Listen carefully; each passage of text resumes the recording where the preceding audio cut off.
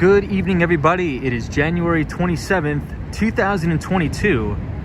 And on tonight's stream, we are going to be talking about a few notable stocks. Number one being Apple. Yes, Apple reported earnings today, as well as Atlassian. And Atlassian is an enterprise software company, and that is Australian. So we talk about this a lot on the stream. Atlassian reported a great quarter today. Apple reported a great quarter today. But in addition to that, yesterday, I wanted to touch on another software company called Servicenow. And Servicenow has a CEO, which we talk about a lot on the channel, and his name is Bill McDermott. And I think during earnings season, it's important to really understand what companies we should be looking at. And we review this pretty much every day on the stream. So what companies should we be looking for? What stocks should we be looking for? And how do we identify them? And oftentimes we'll talk about the can-slim investing approach, where we like to look for companies that are growing their earnings at least 25% plus quarter over quarter, as well as growing their revenues 25% plus quarter over quarter, with 25% return on equity, strong pre-tax and after-tax margins. So we'll talk about a couple of those stocks tonight on the stream and do a little bit of an earnings review. I see Joey is here, Maya is here. Hey Joey, hey Maya. Ken Kramer says hey. Otto says hi Tom. Little Banks says yo. Michelle McGraw is here. Hey Michelle. Says good evening Tom, how are you? I'm doing really good, Michelle. I hope you're having a good day. Joey says how you doing? I am doing really well. Pretty cold out tonight in the city, not gonna lie. Very frigid cold night. We're near NYU. Sunshine New York says hello Tom. Vinny Castellano. Good to see you, Vinny Castellano, from the one and only Staten Island, New York. Good to see you. Seymour says, hey, Tom, thank you for this. No problem. No problem. Yeah, everybody's putting in the chat about 10,000 subscribers. You're pretty close, which is kind of strange. But I appreciate everybody. So let me try to adjust the camera here. It's so cold that I can't even maneuver the camera, so bear with me. Charlie Richardson is here, so stay warm. Ruby Falcone. Hey, Ruby. Happy Thursday, everybody. Laura says, hi, Tom. How was work? Work was very, very good. Work was extremely good today. Ken Kramer says semiconductors are getting killed. Ken, we're going to talk about that tonight. Jonathan Richard says, good evening, Tom. Jared says, howdy. Jeff, thank you. Appreciate it, everybody. So today was a very eventful day on the street for two reasons. Number one, very volatile day on Wall Street, but there was some good news. We had Apple reporting a great quarter, and this was Apple's best quarter on record in terms of revenue growth. Apple has never had a quarter in its history bringing in as much revenue as it did this quarter, which is very, very good. And also we had Servicenow, and Servicenow reported yesterday, but today we had Atlassian. And we talk about Atlassian all the time on the channel. The CEO is Michael Cannon-Brookes, and they reported a fantastic quarter too. So we'll talk about all those on the stream. Hey, Mike Simmons says, Tom, Tesla got hammered today. Do you think the bottom is near? Yeah, so Mike, I really don't like to call bottoms or tops, right? What I like to do is trend follow. So on the last Behind the Street newsletter, I outlined, nothing good happens below the 200-day moving average. And the vast majority of stocks right now have undercut their 200-day moving average on higher than normal volume, which is not a good thing. However, there is a good sign in the market right now with earnings reports coming in better than expected, which is a good thing.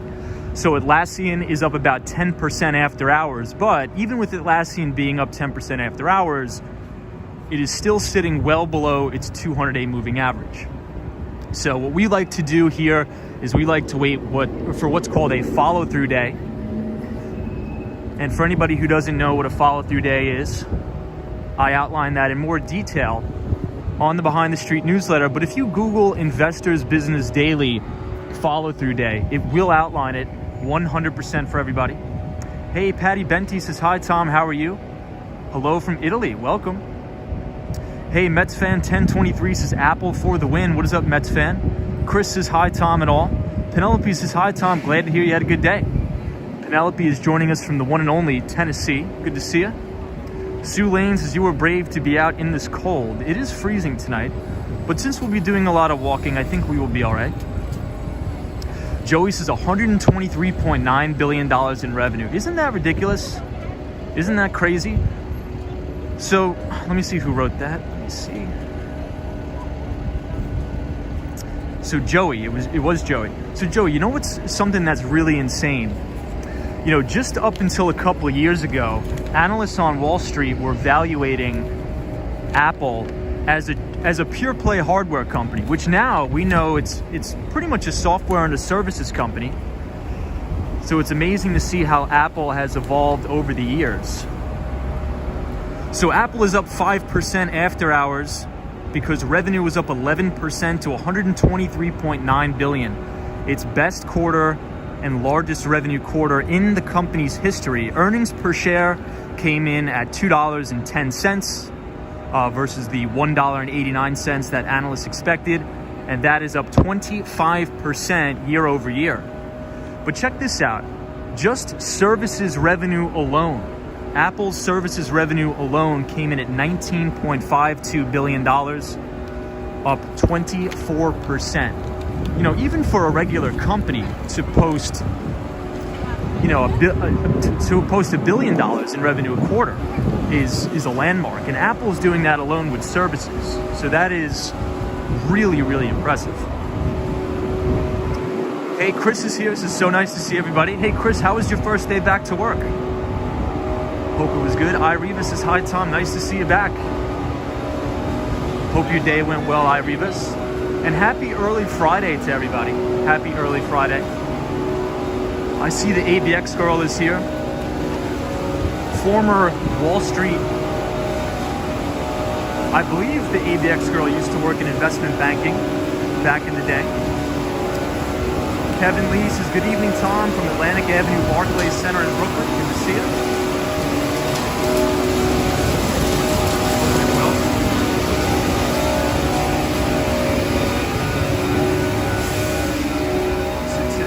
Walking from New York University, NYU, all the way uptown to 34th Street, Penn Station. Hey, Razzle Dazzle says, hey, Tom, and hello, friends. Where are you headed to tonight? So I want to go back to 59th Street, Columbus Circle, to the Deutsche Bank Towers, and take a little bit of a walk around over there. I always love going to that area. But right now we are near New York University, which we always talk about Professor DeModeran at the NYU School of Business. Hey, Starving Artist says hello, Tom, and everybody. What's up, Starving Artist? Brian is here, says hello, Tom, and chat. What is up, Brian? I see sunshine after rain. Mike C says, Tom, are you staying in New York City for the weekend? So that is to be determined, but it did go very well today. So I think I'm going to have another follow-up meeting on Tuesday. Wow. Yeah, so Irevas, everybody's been talking about a big Northeasterner that's supposedly supposed to come through New York City this weekend. But you know, let's hope we don't get any snow.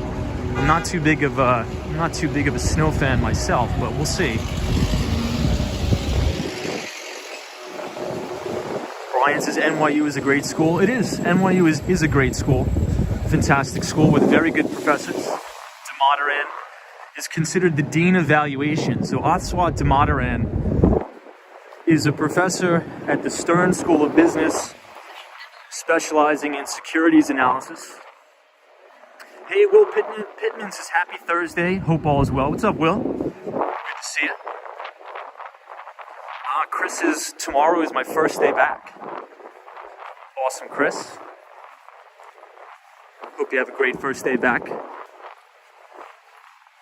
We have British Gray joining us from Tampa, Florida. How are you, British Gray? Good to see you. And Marilyn is here. What's up, Marilyn? Yes, Marilyn, we are very close to hitting that 10,000 subscriber mark. Pretty cool. So I want to thank everybody for that. Yeah, Mets fan 1023, we do have some new updates out of SoftBank. I believe Masason will be stepping down and Marcelo will be taking over the reins for SoftBank. Peter Webley is watching the sunset here in Los Angeles. Very cool. Awesome. That is fantastic.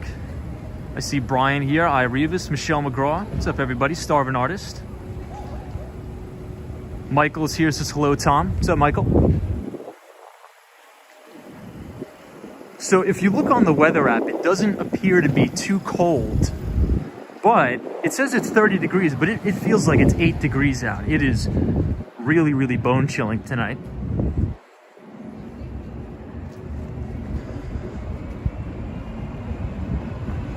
So we'll walk to the end of the block and make a right and head up towards the Moynihan train station. These companies, what are the certain criteria? So I think we can use Apple, Servicenow, and Atlassian as a model. Because by and large, what we want to do is we want to find companies that are compounding out their earnings at least 25% quarter over quarter and growing their revenue at least 25% quarter over quarter as well. We want to look for companies with extremely strong after-tax and pre-tax margins. And this style of investing is really called Can Slim, which was really made famous by William J. O'Neill, which is the founder of Investors Business Daily. So if we look at an earnings report like Atlassian, revenue well exceeding analysts' expectations, another beat and raise quarter for them. So not only do these enterprise software companies beat analysts' expectations, but they're also raising forward guidance as well. And one of my good friends that runs a sort of a growth stock hedge fund he says if you can find a particular company that has at least 6 beat and raise quarters, in which case they beat analyst expectations and then raise forward guidance at least 6 times, that's probably a particular company or stock that's going to go up at least 400% at least. Hey, Kim Grant is here. What's up, Kim? Hope you're well. Good to see you, Kim Grant. Mike C says, Tom, do you typically listen to earnings calls or just read the transcripts? So, Mike, if it's a particular stock that I own, for example, I own Servicenow and Atlassian, I will be on the earnings call. And I would highly, highly recommend that for everybody because, number one, it's free, right? And essentially you'll get a financial education at no cost because you're going to be able to be on the same conference call as some of the greatest CEOs, chief financial officers in the enterprise software space. So if you own the stock, all you really have to do is go to the investor relations page of any of these companies, and all you have to do is punch in your email address with your first and last name, and they will send you a link to the earnings call, absolutely free. Hey, Carol H is here. What's up, Carol H? Good to see you. I see Cosmo Scary. What's up, Cosmo? Carol H, actually, I think Carol used to work in the Morgan Stanley building in Times Square back in the day. That must have been fun. Hey, Artie Art says, hola, Tom. Beautiful, freezing New York City.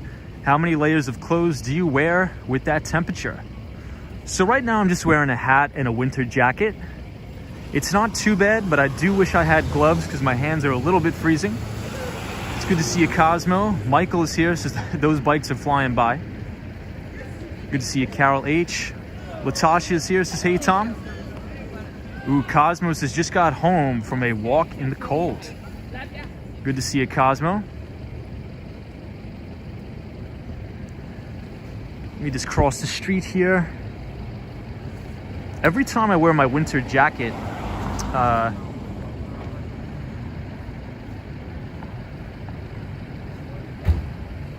hold on here. So every time I wear my winter jacket, I cannot see anything out of my peripherals because my hood is up. So it takes me a couple seconds to cross the street. Carol H says, yes, Tom, I was in equity sales, AVP. Very cool, Carol. That's awesome. So Carol is an ex-Morgan Stanley. equity sales. That is awesome.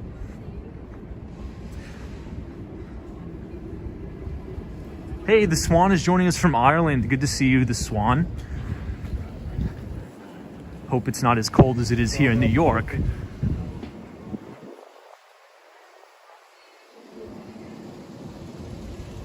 Ibrahim Azam is joining us from California. What's up, Ibrahim? Always good to see you. Patty Benty says, right now I would like to be in New York. Well, come one, come all. Might as well. iRevis says, what do we look up to get in the conference calls? So iRevis, for example, let's say if you own Apple stock, right? I think it would be wise to pay really, really close attention to that earnings call. So all you have to do is just go to apple.com. If you scroll to the bottom of the page, you're going to see a button that says Investor Relations. So on the Investor Relations page of any of these companies that you own common stock in, by law, you are allowed to receive a transcript of the earnings call as well as a link, a meeting maker to that earnings call. And these are all archived, so you could actually go back to the Investor Relations page and listen to any earnings conference call you would like. I would highly, highly recommend that, because over time, what's going to happen is you're going to get accustomed to the particular things that make a stock go up, right? You're going to understand when the analysts at the end of the call ask questions. You know, they really look for that forward guidance. They really look for the growth drivers of those particular companies over the next couple quarters. And that's called forward guidance. And the sort of magic elixir that I always like to say is if you can have a company that is beating analysts' expectations, but then at the end of the conference call, they say, we are actually going to raise forward guidance, that is a company you want to own, for the most part, in general. Hey, Bitsmag TV is here. What is up, Bitsmag TV? It says, hello, Tom. Good to see you. Cosmo Scary says, random question, Tom. Do you invest in Vanguard International Index Funds? So I have an emerging market index fund. It's called having exposure to emerging markets. I used to own one ETF that I got rid of, and now for emerging market exposure, the ticker symbol is VWO for exposure to emerging markets. Hey, Maria's here. What's up, Maria? Good to see you. Hope you're doing well today. Bitsmag TV is here.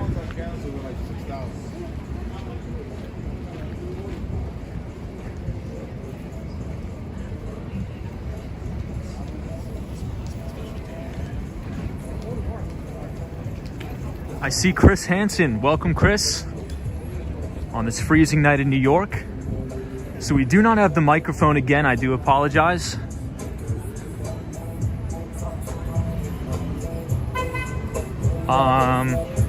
So I do not have the microphone because I lost that little dongle. So I have to get a new one. So not to worry. We're going to get one tomorrow. We'll be back. We'll have the mic back again. iRevis says, if it wasn't for Tom, I wouldn't even know more than half of all the info he gives us. No problem, iRevis. That's the job of the podcast, to share ideas. But look, a lot of this information, well, actually, let me rephrase that. Not a lot. All of it is 100% free, readily available to everybody. But not a lot of people bother even looking at this information because, you know, it can be a little bit boring. Nobody really wants to sit on an earnings call. They would rather, you know, do something else. But in my opinion, you know, if you have your hard-earned money in a particular stock, you should probably be paying attention to the health of the overall company, just in my view. And you'll learn a lot as well. Hey, Alberto says, Tom, hello, how are you? New York nightlife, bustling city. What's going on, Alberto? Bitsmag TV says, freezing in New York and hot as hell in Rio de Janeiro right now. I'd rather the cold weather. Well, Bitsmag TV, we could definitely trade places if you'd like. Maybe we'll be doing some Rio de Janeiro streams. Online says, Tom, why did you move to Florida? So for a number of reasons, mainly due for business purposes. So business reasons, tax liability. Jamie Price says, hello, what's up, Jamie? I see Jason Jose says, good night, what's going on? Adil Khan, what's going on? Good to see you. Online, thank you for joining tonight. I appreciate it.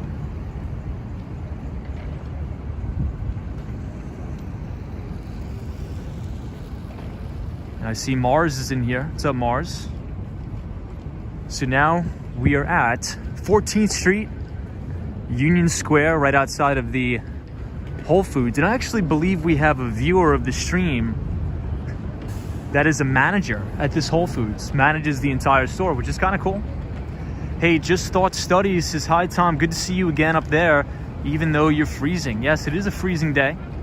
Jess says, has you visited any countries? I've been to Canada. Michael says, hint, hint, has high taxes.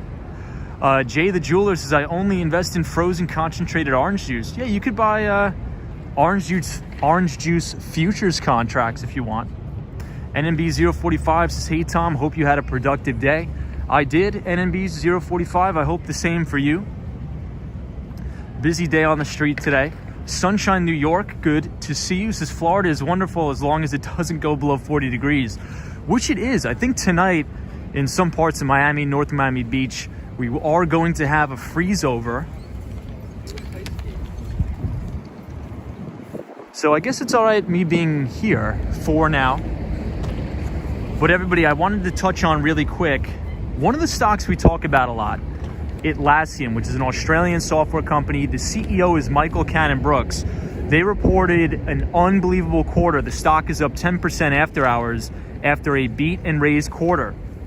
Their EPS came in at 50 cents versus 39 cents expected. Their revenue came in at $688.5 million versus $641.3 million as expected. And here's something really crazy. They added over 10,000 new customers in Q2 alone and over 50,000 new customers in 2021. So really explosive growth. Their free cash flow is really expanding, which is good. So obviously, as we talk a lot about on the stream, the things that we like to look for are increased earnings, increased sales, after-tax margins, free cash flow, all that good stuff. So very good day for the Australian software company. Hey, I see EBITDA is joining. What is up, EBITDA? Good to see you. It says, hey, Tom, how's it going? It's going really good, EBITDA. Hope you had a good day as well. EBITDA is works in investment banking at BAML, Bank of America Merrill Lynch. Always good to have you here. We are freezing a little bit tonight, EBITDA, but it'll be all right. Yeah, Cosmos says congrats to them. Andrew says Trading Places reference. Alan Wilson says, Tom, interesting info I happened onto tonight about your friend Chuck Schumer. One daughter is a registered lobbyist for Amazon and his other daughter is in marketing for Facebook. Ah, very cool. Very cool. Love that. Patty Benty says, hey, Tom, when do you go to Korea? I'm not sure. That is to be determined for now. Definitely to be determined for now. I think the whole COVID situation is still raging. Hey, Shadowship is here. Says, hey, Tom, how you doing? I'm doing really, really well. A little cold, but we're doing good. Lisa says, Miami is 72 degrees. Tanya S is here. Says, hey, everybody, glad to be here. What's up, Tanya? Unlimited Stimulus says, oh my gosh, Tesla. Yeah, Tesla got hit today. Tesla got hit bad today. Bernard Friedman says, good evening, Tom. When do you think people should get car insurance? When do I think people should get car insurance? I have no idea. I really don't have any idea. Maybe when they get a car. Andrew says, best place for financial info. So the best place for financial information is probably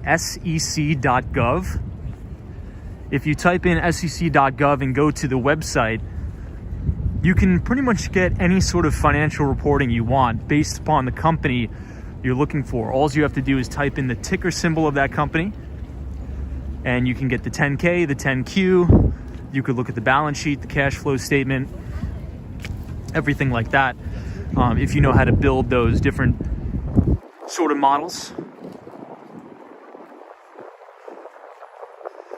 But if you want a really good, clear, concise sort of newspaper to read, I would recommend Investors Business Daily.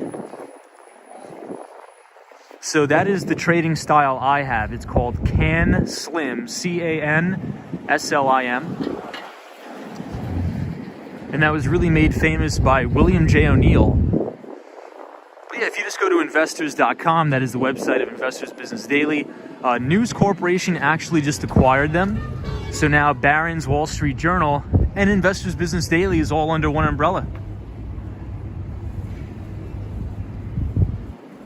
XXX says, good evening, everybody. Truck Trudeau. Our truck convoys are growing by the day. Almost reached the goal of 7 million. Oh my God. That's insane. That is insane. Yeah, Penelope's like, if you have a car. Yeah, somebody made a comment about Lemonade. So Lemonade is a publicly traded company, but I like the overall premise of the insurance company. But after looking at their financials, it's not pretty. Let's just say that. I don't think it's investable as of now. Hey, Sam Pod is here. Says Tom, 7 million truckers.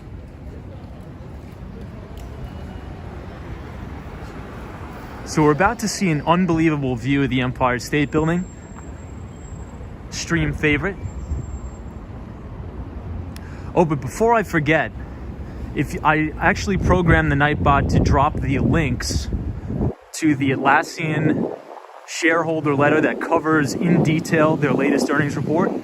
So if you type ticker symbol TEAM, so exclamation point TEAM in the chat, the Nightbot will drop the Atlassian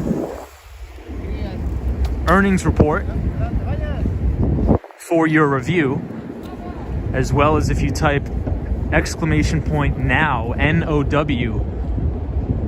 the Nightbot will drop the financial reporting document for Servicenow. Bill McDermott's company reported a blowout quarter yesterday. Servicenow. Hey, Asia Unscripted is here. What is up, Asia Unscripted? Good to see you. I see Guzman says, good evening, Tom and everybody. Hey, Guzman. Hope you're well. Happy Thursday. Hope you're staying warm. Colin is here. What's up, Colin? Marty Lewis says, hello, everybody. Hey, Marty. Hope you had a good day today. So now we are on East 20th Street and Broadway, headed uptown. So we just have to wait to cross the light here. Savi says, good evening, Tom and everybody. What's up, Savi? Good to see you. Sally is here. Says, hi, Tom. Hey, photos from around New York. What's going on? Photos. Did you see Apple's earnings report today? Apple reported after the bell. The stock's up 5%. Atlassian's up 10%. But this doesn't mean anything. You know, we are still in a downtrend for the overall market. So it's going to be important to watch the volume for tomorrow and see if these rallies can be sustained. Sam Pod says, Tom, stay warm. Thank you. I appreciate that very much.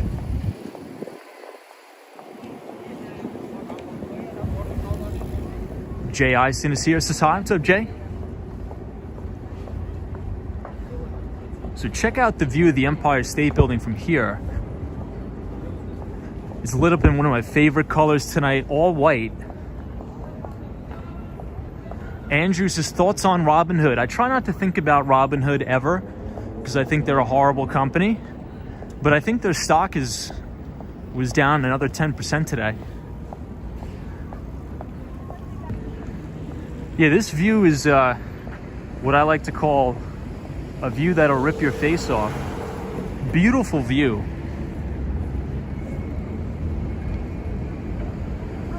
Diana says New York is a jewel at night. I agree, Diana. Andrew says so many users though. Yeah, that's just not my style, the whole Robinhood thing. So I don't really pay attention to it. And the company's losing a lot of money. But maybe they'll be profitable down the road. Perhaps. And when that time comes, maybe I'll pay attention to it. But just right now, it's just, the company doesn't align with my values. So it's not a place where I'd want to put my money. Hey, Daniel G says, hi, Tom, good evening. And good evening all. Daniel G is joining us from Buenos Aires, Argentina. So Daniel, I remember we were talking about you always use Atlassian products, their Jira product, almost every day. And today they reported earnings. Atlassian reported a solid quarter, stocks up 10% after hours. But I believe the last time I checked, the order flow is a little bit mixed. So perhaps a lot of fund managers will use this liquidity to offload more shares. But I think over the long term, Atlassian is one of those stocks that consistently beat and raise their earnings, or consistently beat and raise their expectations. Hey, Robert is here, says which street? We are on East 22nd Street in Broadway, looking uptown at the Empire State Building.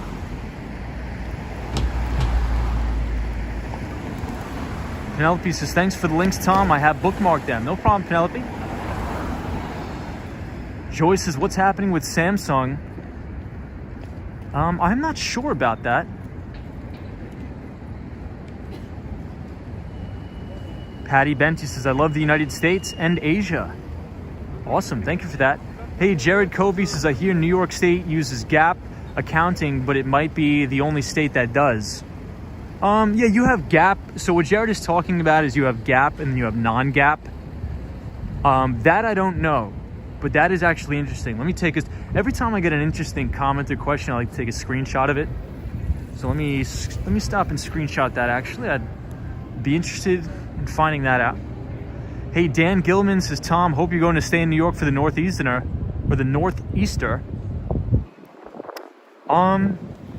So it looks like I might have to, unfortunately. Hey, EBITDA says, Tom, I got into Atlassian back in late 2020, just added a little more for the other day. Wow, EBITDA. So you're up big. You're doing great. That was a good buy. That was a really good buy. So EBITDA, we were yesterday on the stream. I'm not sure. I think you were there yesterday. Somebody asked me what was your greatest investment in terms of price gain, and it had to have been Atlassian. I used the money from Atlassian to put a down payment on my house, but again, I bought Atlassian back when it IPO'd, so right at the initial public offering. So I still have a position in Atlassian, but it is extremely, extremely reduced. Hey, Mana D is back. Hey, Mana says, hey, Tom and chat. So Mana D, I believe you said you were a social worker. Is that correct? That's awesome. Thank you for all the work you do. We appreciate our great social workers. I don't think they get enough appreciation, so I appreciate you very much for all the work you do. Animal DL says, hi, Tom. Have you been to One World Trade Center? Yeah, I have. We've been there a couple times on the stream. Beautiful building. You know, so speaking of the One World Trade Center, there's actually, what's it called? It's sort of like a WeWorks office sharing. I believe it's called ServCorp. It's in the World Trade Center, and I'm actually checking it out. But more to come on that. EBITDA says, walks in Wall Street, my best was getting into Netflix heavy at $52. Oh my God. So EBITDA, speaking of Netflix, did you see Bill Ackman? So Bill Ackman, obviously, you know, Pershing Square. You probably know him all too well, obviously. But he just put out a letter that he bought Netflix big on this decline. I think Netflix was down about 25% on Tuesday. And Bill Ackman put out a shareholder letter that gave a pretty decent bull thesis on Reed Hastings and his gang. And he bought big. He bought really, really big. So a lot of that volume that was moving around was your pal Bill Ackman. I'm just kidding. EBITDA is not a fan of Bill Ackman. I just like to say that. Hey, Stephanie says, I'm learning a lot from your streams. Thank you. Hey, Stephanie, thank you for saying that. I appreciate you being here. Hopefully you're enjoying the streams. Aiden G says, hey, Tom, I just wanted to say that I've been watching your streams for some time now. And even though I've never written anything in the chat, wanted to say I appreciate you for all you do and the info you give. Hey, thank you for saying that. That's awesome. Yeah, a lot of people will email me and say, hey, Tom, I don't type anything in the chat, but I always have you on the TV. And I love to listen and look at the views of New York City and Miami. So thank you, everybody, for watching. And I'm glad you're enjoying the content. Yeah, Mike Simmons says, Tom, Netflix is up 7.5% today. So, Mike, did you see that? Maybe if you can Google, and I meant to put this in the Nightbot, I forgot. But Bill Ackman, well, if you just go to Twitter, if anybody has Twitter, if you search Bill Ackman's Twitter, he actually posted a link to the Pershing Square investor letter where they detailed their recent purchase of Netflix. And it was a very, very large purchase. NMB045 says, Kitto News says Goldman Sachs is long on gold, sees prices rising 2,150. So NMB45, that is very interesting because, and this is something I wrote about in the Behind the Street newsletter, which I did send out, by the way, so everybody should have the Behind the Street newsletter in your inbox. So if you pull up a monthly chart of gold, it is by far the biggest cup and handle pattern I have ever seen in my life. That doesn't mean it's going to break out, but if gold breaks out and cracks the highs, I'm going to buy that. Andrew says, what are some good Twitter financial follows?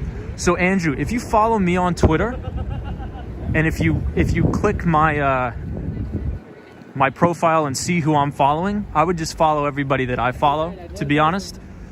But my number one favorite follow is one of my good buddies, Jim Ropel.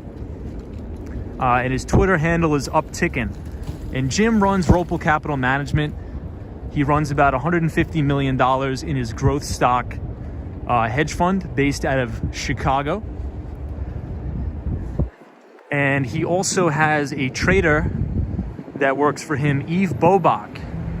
And Eve is a phenomenal, unbelievably intelligent woman. I learn a lot from her. And she actually used to work for the Federal Reserve. And she is, in my opinion, one of the best Twitter follows you can make if you search Eve Bobach on Twitter. She's phenomenal. So I'll tell you a quick story about Eve. She actually just came out with a book with Kathy Donnelly. And Kathy Donnelly is a proprietary trader on Wall Street as well. And they actually did the largest research study of initial public offerings ever. So if you guys are interested in understanding what IPOs to buy, when to buy them, what sort of fundamental factors to identify, definitely read the book Life Cycle of Trade, with a Life Cycle Trade by Kathy Donnelly and Eve Bobach. Two great traders on the street.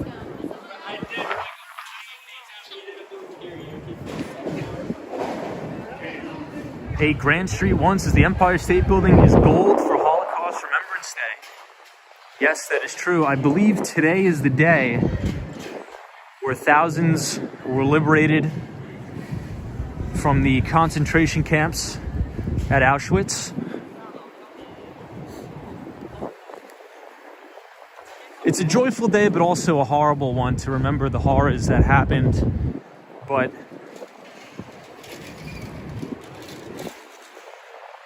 I think overall goodness will always win out amongst the evil. So that is always a positive. Hey, Fresh Start says, hey Tom, good to see you. How are you, Fresh Start? Thank you for joining. We are walking around freezing cold New York City tonight and talking about Atlassian, Servicenow, and Apple's earnings. NG says hello, Tom, and everybody. Hey, NG. Hope you're having a good Thursday. Andrew says thanks, no problem. Egan says a great 2022 to you. Blessings and positivity. Hey, thank you.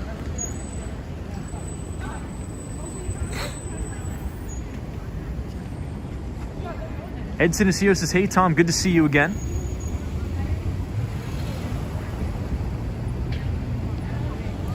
Good to see you too. Deirdre says, how do you buy gold? You could buy it through a traditional broker dealer. Cosmo Scary says, Peter Schiff must be jumping up and down. I know.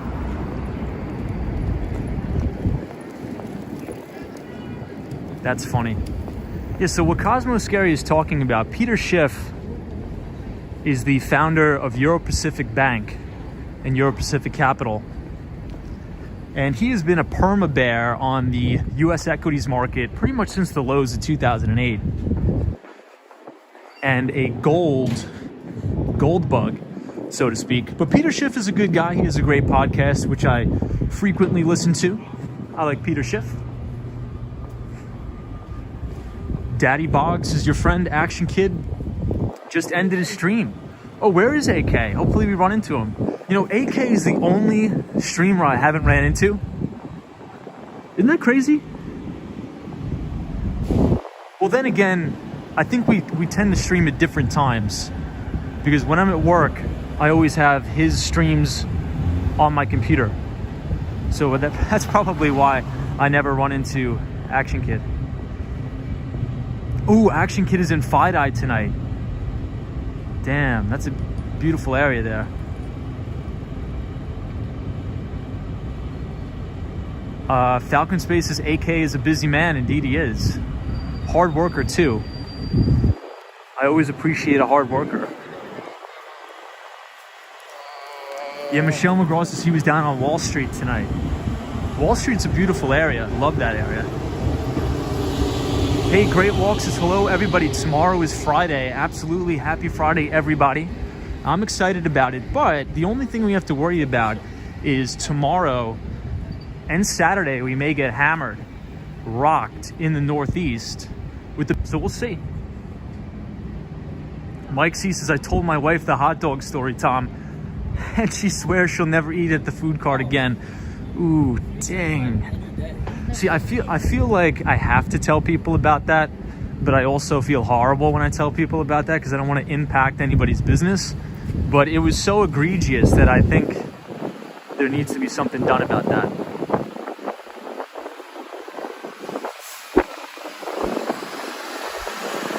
Daddy Boggs says, I left New York City in 1975, Maiden Lane and John Street. So I think that's where the DOI is, isn't it? The Department of Investigations? DOI?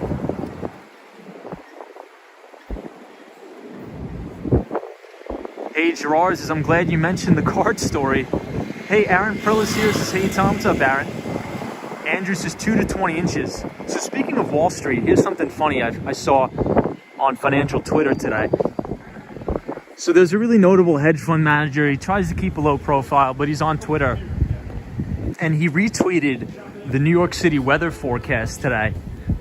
And he's like, one of the news reporters said, yeah, we're probably going to get anywhere between 2 and 20 inches of snow. And he retweeted, and he said something along the lines of, he's like, what, did a hedge fund make this forecast?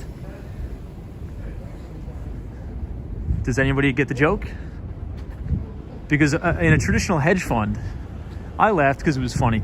In a traditional hedge fund, they charge 2 and 20. That's what it's called, right? So they charge a 2% management fee and they take 20% of the profits. So I thought it was a pretty funny joke. Yeah, probably not that funny. Maybe just to me. I had a laugh. I don't know why. Vinny Castellano joining us from Staten Island. Good to see you. Boggs, New York City was a great school. I left Ozone Park and now live in Florida. Hey, my grandmother grew up in Ozone Park, right around John Adams High School.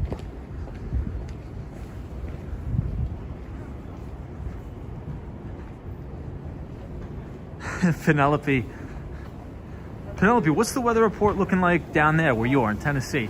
Jerry says, getting snowed in, a great time to do some deep technical analysis. That it is. It is.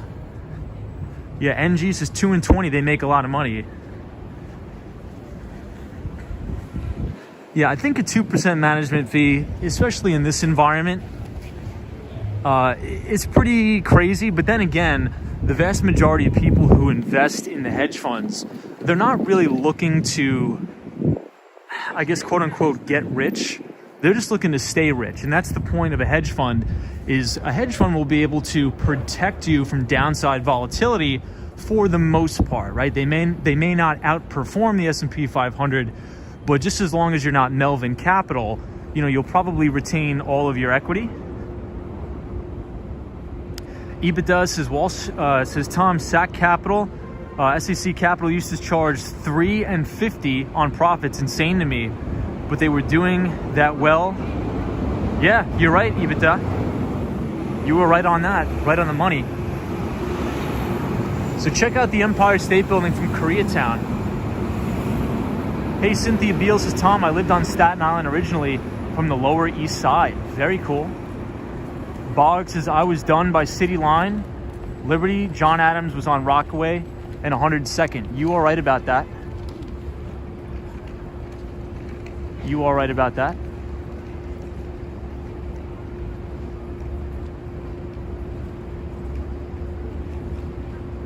Adams was your high school. Very cool. So we'll take a quick walk around Koreatown. EBITDA says hedge funds are not to beat the S&P 500, but to preserve and grow wealth.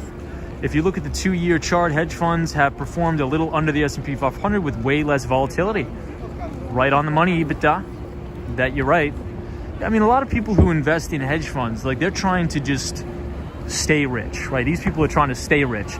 That's why a lot of stockbrokers back in the day, if you worked at Morgan Stanley or something, they would call up and say, okay, invest the customer in IBM and Johnson & Johnson, because at least you're not going to lose your customer money, right? So, back in the day, a lot of brokers would just buy their customers blue chip stocks because their customers wouldn't really complain if they're not losing money, if that makes sense. So this is Koreatown here. Beautiful place. One of my favorites. But let's cover Servicenow for a brief second. So Servicenow generated about $1.61 billion in revenue. And that was on an EPS of $1.46. But here's something interesting that I really want to tell everybody about. Anytime we're looking at an enterprise software company that's reporting earnings, does anybody remember what the one metric I really like to look for? And I think we've covered this in previous streams. But that one metric is how many deals is the company closing that's worth $1 million in net contract value for the year. So listen to this crazy statistic. In this quarter alone, Servicenow closed 135 deals worth over $1 million. So what does that mean? That is proof of concept that a lot of the big Fortune 500 and Fortune 50 companies are using that particular company's products and services. So for Servicenow to be able to shoot lights out and close 135 deals in excess of $1 million, well, number one, that means the Fortune 500 is bought in. That means that's a proof of concept. And number two, from a career standpoint, if you're thinking about becoming a software sales rep, I would probably be looking to maybe apply for Servicenow because I can guarantee you those particular enterprise account executives are making a lot of money. Sam Pod says total respect for them. Hey, Samantha J says Queens is the best borough. That's debatable, but I do enjoy going to Flushing Main Street. That is the time I really like. Yeah, EBITDA says Servicenow salespeople had a good year. I bet those bonuses were nice. Yeah, EBITDA. So to give you an idea, usually if you're an enterprise account executive, you get quarterly commissions. But if you're a regular account executive, you usually get paid commission every month. So for a top performing Servicenow enterprise account executive, if you close $1 million deals, quarterly, you're probably making 50 grand a quarter. Probably way more than that, actually. Maybe I would say anywhere from as an enterprise account executive, Servicenow, if you were a top performer, on top of your base salary, you probably made anywhere from, let's just say 50 to 90 or 50 to 100 a quarter in your commission.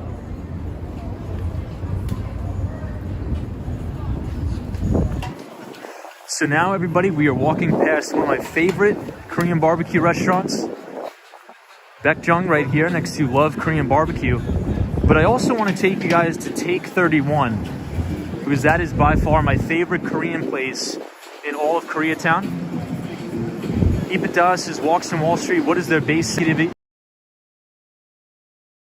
150. Ipadas is so they could be pulling in over $500,000. Yeah. Yep, absolutely. And that's not everybody, right? So if you are a run-of-the-mill regular enterprise account executive and you're hitting your quota, you're doing your job, you'll probably do around 300. But if you are a rock star sales rep, you could definitely be pushing well into the 800s, 900,000.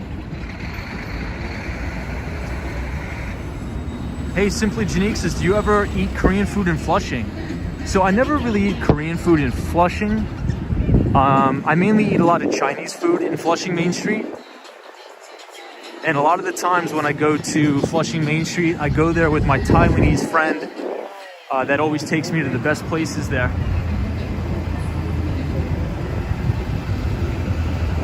So check this out. I think this is one of the fan favorites here.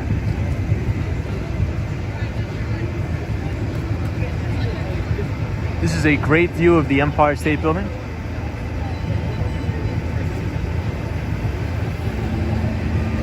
Ruby Falcone says, Tom, have you ever gone to Jollibee? How is it? So I've never been there, Ruby, but I have seen the videos that you're talking about.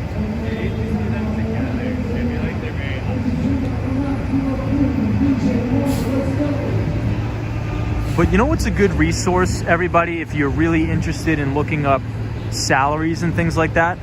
If you go to Glassdoor, the company or the website Glassdoor, and you type in, enterprise account executive, Servicenow, enterprise account executive, Salesforce, or wherever, usually those salaries are pretty accurate, I would say, most times.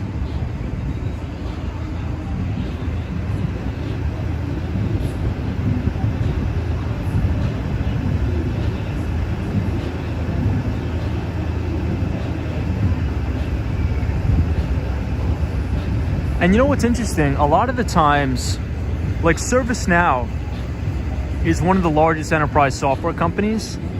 If you really want to take a risk and you want to apply for like a startup, just think about the enterprise account executives or the account executives that were at Snowflake before they IPO'd. They could have probably gotten an equity package. And when the company went public, some of these account executives that were there at the company when they were getting equity, they're worth a lot overnight. Obviously on paper, but, a lot nonetheless. Jamie the Rooster says, Lionel Messi earns $1 million a week. I love Leo Messi. One of my favorite soccer players. But I think I like Cristiano Ronaldo a little bit better. Not to upset anybody. Hey, Shane says, this is so cool. I'm 1,000 miles away and see Midtown live. What's up, Shane? Good to have you here. Hope you're enjoying.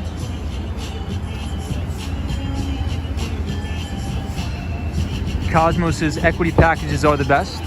Yeah, a lot of times if you get a job at a startup, they will actually offer you equity in the company, which is awesome. So if you ever go public, you're probably going to be feeling well. Hey, Nirvana Fan 500 says, do you think it's justified how much football and soccer players are paid? Yeah, I think so. Whatever the free market determines they get paid, I think they'll get paid. Hey, Nicholas says, hey, dude, just wanted to say that you are the bomb. Hey, thanks, Nicholas. You're the bomb as well. I appreciate you and respect you a lot. Daniel G says, Cisco paid earnings today. Very cool. Sorry, man. I don't have the cash. Hey, Andrew Lee is joining us from Queens. Good evening. Good afternoon, Andrew. Hey, Ferry says, good evening, guys, from Miami. Ooh, you're making me jealous because I am freezing here in New York. Oscar Diaz says, good evening, all. Tom, what is the latest you have live stream? What is the latest? Well, we usually start at around 8:30, maybe 9, and then go right to around, I don't know, what would you guys say? Maybe 10:30? I would say probably about to 10:30, I would say.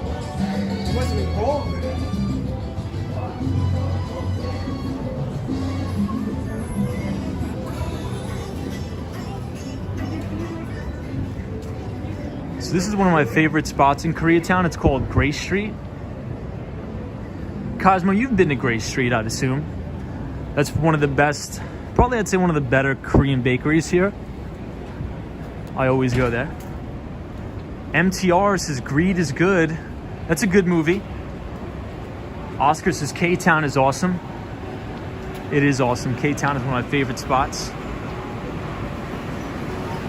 Online, thank you for that.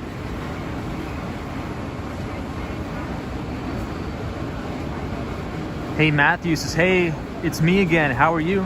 I'm doing really good, Matthew. I hope you're doing just as well, if not better than I am. Neil is here, says howdy, Tom. What's up, Neil? I see San Miguel. What's up, San Miguel? And Elizabeth is here, says hi, Tom. Hello, Elizabeth.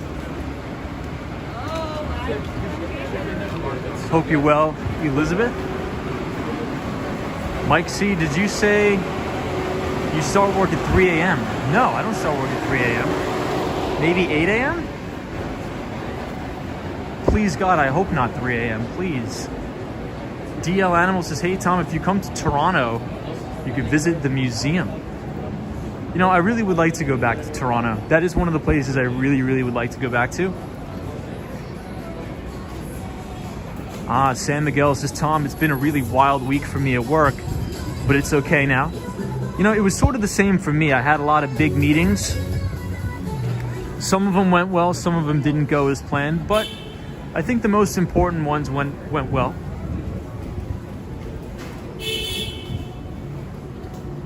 The only time I'll stay up to like 3 o'clock in the morning to complete something is if I have to get like a deck out or a pitch book out like really, really early, and somebody's messaging me, says, oh, update this, add this in, you know, so I have to make like last minute changes to either a spreadsheet or a PowerPoint, then I'll do that, but very seldom do I stay up that late. XXX says, Tom, you would enjoy the art here. Yeah, I'm definitely a big fan of art museums. MoMA is beautiful here. But the thing that I'm most excited about, everybody, is when we go back to Miami, I want to check out Wynwood. I haven't been there yet. I haven't been there yet since I moved. Kinsanity says, what did you like about Toronto? I mean, I've been there when I was really, really young. So I think I would just like to go back again to see how things have changed. But I did go to a Toronto Blue Jays game last time I went there, which I had a good time. And even though I'm not a big baseball fan, but I had a really good time.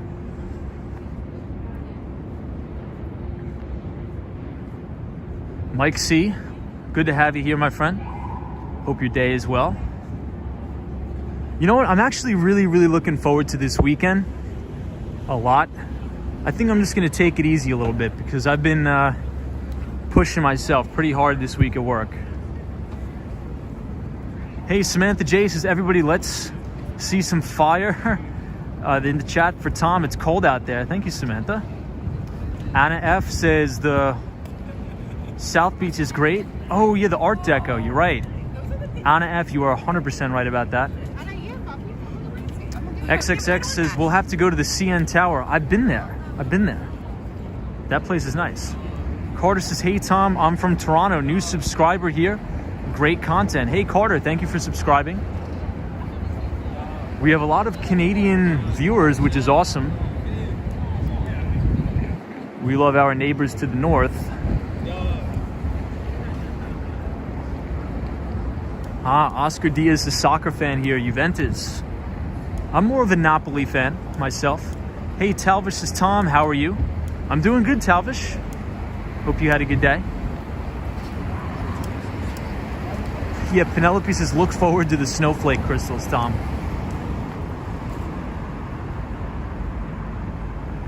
San Miguel says, I've read big tech stock are down. Which ones specifically? Well, I think across the board, what I like to call, if we look under the hood of this market, all the internals are really pretty much fell apart already. But we just had a sling of earnings that came in better than expected. Apple had its highest revenue quarter in history, just reported after the bell today. Stocks up about 5%. Atlassian reported another beat and raise quarter. The stock's up about 10%. Phenomenal earnings there. But I think it's going to be important to see if this actually sticks. So let's see if these price gains stick into tomorrow. The number one thing we have to look for is that 10-year U.S. Treasury yield. That will predict all. Hey, Abby Myers says, Tom, greetings from Trinidad and Tobago. Good to see you. Dean says, Tom, it's 3:35 a.m. here in Berlin, but I'm still up. Dean, thank you for choosing to watch me at 3:35. But make sure you get some sleep. I don't want you to get sick, Dean, but I appreciate you being here. Hey, Ferry says, we love New Zealand. Hello, we do love New Zealand. Blade Runner is here. What's going on, Blade Runner? So one of our viewers, Carol H., ex-Morgan Stanley equities salesperson, used to live right here in this beautiful building right across the street from Macy's, Herald Square Tower. Could you imagine living in this building with that beautiful view of the Empire State Building? That's amazing. Sam Miguel says, now that you mentioned it, is the 10-year Treasury bond really important to assess the market? It is absolutely critical. Absolutely critical. Ferry says, have you ever been here in Miami, Tom? Yeah, so I actually just bought a house in Miami. So we will be streaming 50-50 between Miami, Florida, as well as New York City. Yeah, Blade Runner says, I don't even want to know the rent. But it's a beautiful building there, though, Blade Runner. Hey, Online says, Tom, I used to work on 33rd Street. Never thought that was residences there.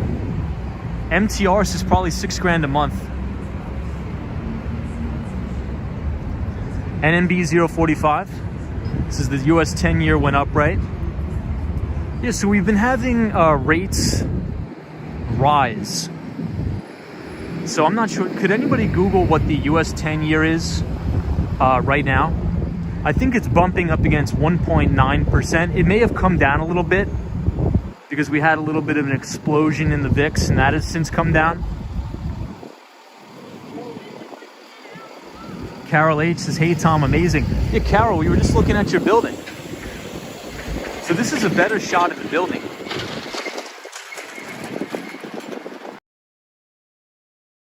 Have a roof deck. Were you guys able to go on the roof? TR says, hello, Tom. Hope you're having a good night. What's up, TR? Thank you for being here. Nicholas says, rent in New York City is super high. Nicholas, it's getting insane here.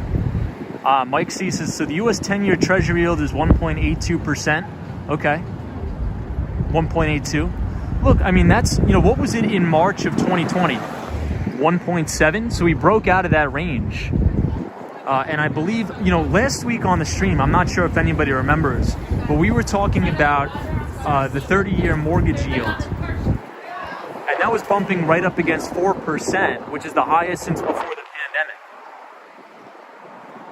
And contrary to what a lot of people think, the US 10-year yield is really the proxy for not only the overall health of the US economy, but really the 30-year fixed-rate mortgage rates.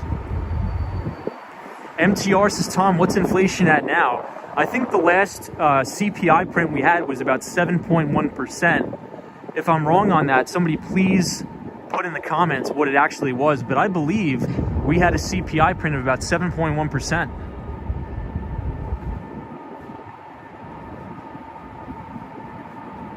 Hey, Tina T says hello, everybody. Hey, Tina. Good to see you. Running at altitude is here. James Tiger is here. NG.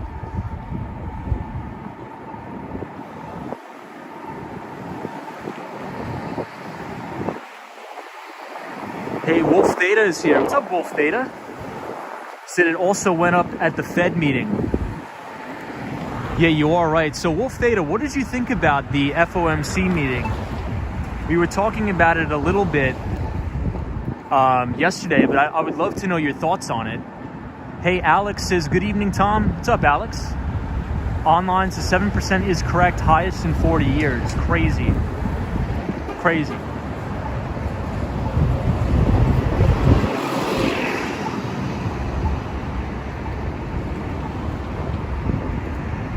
Hey, Roy. What's up, Roy?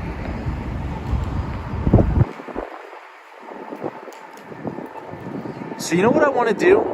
Even though we don't have the mic, I really want to show everybody the Hudson Yards tonight. And then I want to go all the way to 59th Street and check out the Deutsche Bank Towers. Alex Lopez says, cheers from Miami. Hey, we have a lot of Miamians joining the streams. Probably because I was doing a lot of streams in Miami last week. Maria is here. Hey, Maria. Hope you're well.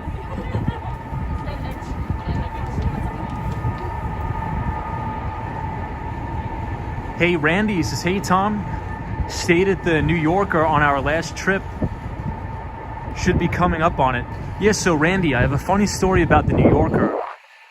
So a lot of the international students that went to John Jay, which is a CUNY school here in New York, a lot of them stay at the New Yorker. So what a lot of people don't know, the New Yorker Hotel, I believe about 25% of that hotel is actually dormitories for international students that go to John Jay College, Baruch College, and things like that.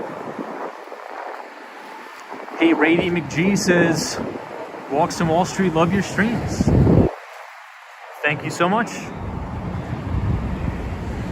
I appreciate you being here as we cross Fashion Avenue, 7th Avenue, 34th Street. Yeah, photos from around New York said you never knew that. The only reason why I know is because our school recruited this kid from Australia. He was a really, really good soccer player. And they put him up in that hotel. Ferry says, come to Miami, Tom. Here, there's many viewers. Yeah, so I actually just bought a house in Miami.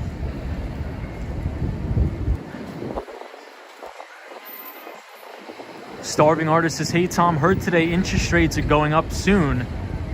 What's the word in the USA? Yeah, I mean, the rates are going up here as well. Starving Artist, for sure. You know, we were just talking about that US 10-year.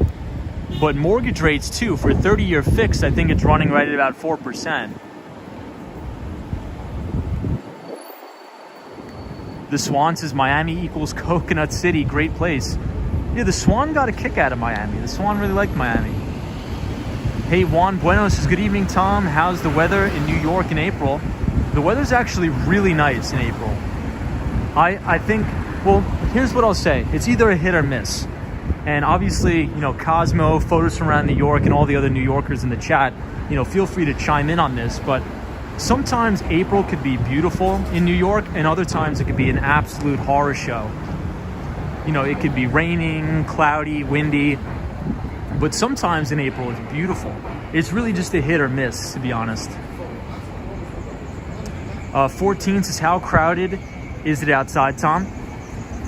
Not too crowded, but I think once we get towards Midtown, it should get a little bit crowded.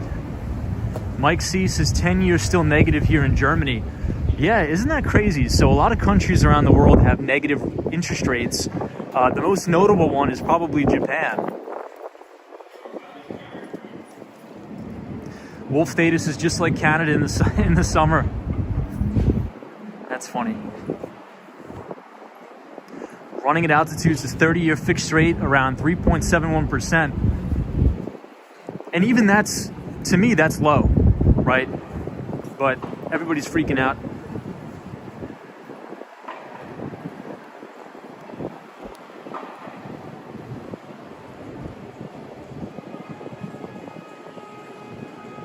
Love the top of that building.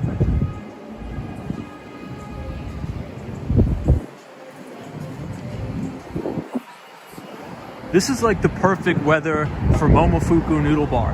I'm not sure if anybody's ever been, but if you ever come to New York City, you have to check out Momofuku Noodle Bar.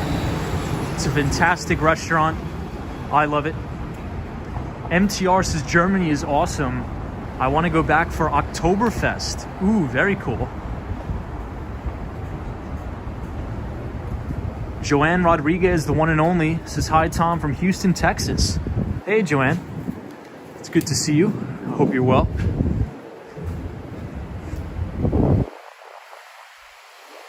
Carter says love it. We got our own in Toronto.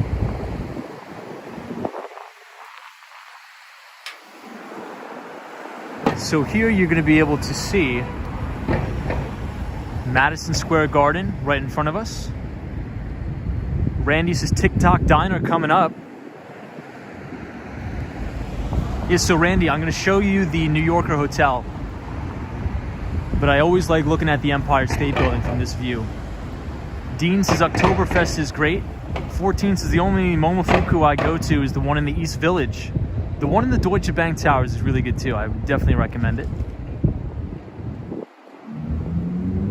NNB045 says there's one German movie I loved. It was called Goodbye Lenin. So here we are at the New Yorker Hotel. This also acts as the international dormitories for the City University in New York. So if you think about John Jay College, Baruch, Lehman College, Brooklyn College, anything in the CUNY system, so CUNY.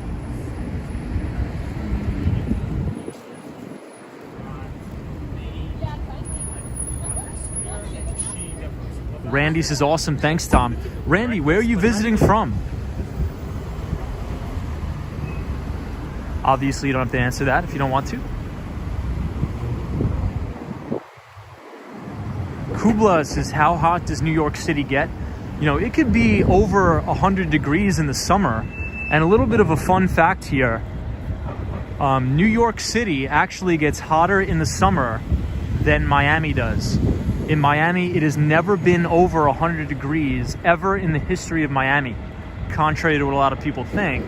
A lot of people think in Miami during the summer, the temperatures are well over 100 degrees, but it has never been over 100 degrees ever in Miami.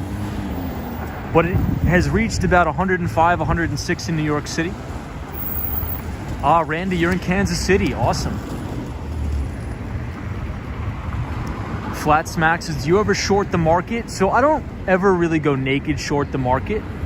The only time where I'll quote unquote go short is if I'm hedging a particular position, in which case I may sell a couple lots of calls. Gashy Gamer says, hey bro, have you ever visited Long Beach, New York? Yeah, my mom lives in Long Beach. Molly says, doesn't Miami have more 90-degree plus days in the summer than New York City? I think so, but it's never been over 100 degrees. I don't know the statistics on the amount of days. I'm assuming the amount of days is probably more.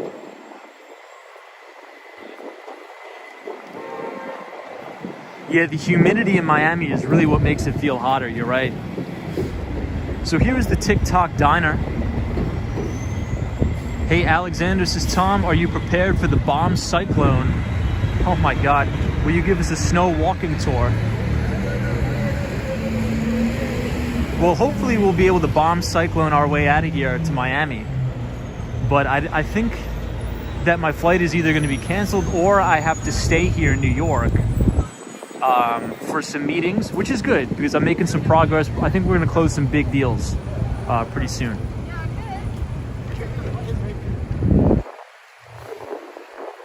Christian says, hey Tom, do you have any hotel recommendations in Miami? So Kristen, I'm probably the worst person to ask in terms of like things to do in Miami since I just moved there. But honestly, I would try out Airbnb. I think you can get a better deal in a better location if you try out Airbnb in Miami. Hey, Mac Jack says hi. Thanks so much for a very cold DC. What's up, Mac Jack? Cool On says it may snow in New York City and it may not. MTR says the blacktop and gum melts on your shoes. Philly says it's that disgusting humidity in Miami though. Yeah, a lot of people don't like the humidity in Miami. Samantha J says Long Beach is beautiful. Yeah, but it's so windy, it's like crazy. But that's just my view on it. Sam Miguel says I think Chicago should be freezing right now.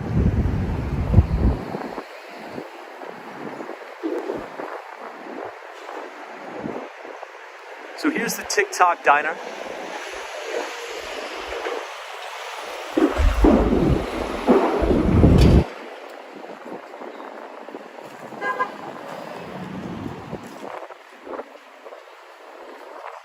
Hey, Blue Liner, what's up, man? Blue Liner 1776 is Tom. Before I started this career, I worked for Citi at 333 West 34th Street. It will be on your right, just past the Manhattan Center City. Closed the offices since then, though. Hey, Blue Liner. Good to see you, my friend. Hope you're having a great day. That's awesome. Yeah, so it's going to be right up here past the Manhattan Center. But I'm going to walk down the other avenue because it's less windy. And this way we can duck inside the Moynihan train station. But Blue Liner 1776. Thank you so much for joining, and I hope you're having a good one. And thank you for stopping by and giving me that awesome gift on the stream. I do appreciate it, and I will put that up in my house once I get back to Miami.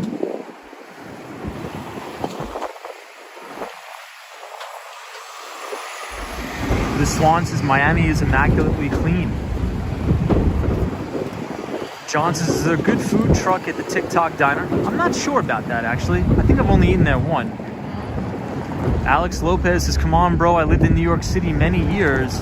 You can never compare the sun from South Florida scorching hot. Never experienced that in New York City, but agree, it gets very hot and humid in the summertime.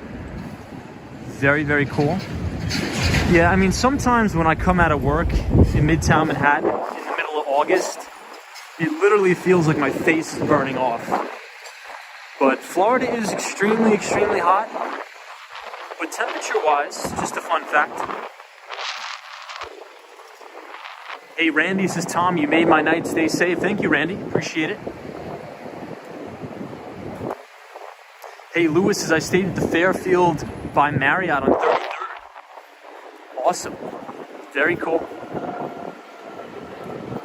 So here we have Madison Square Garden, right outside of the new Moynihan train station, which we will duck into for a brief second, so our hands don't freeze off.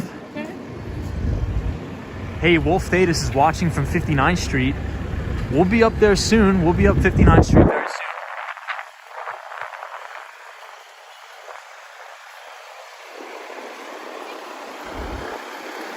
Here, I'll give you guys one more look of the Empire from right here.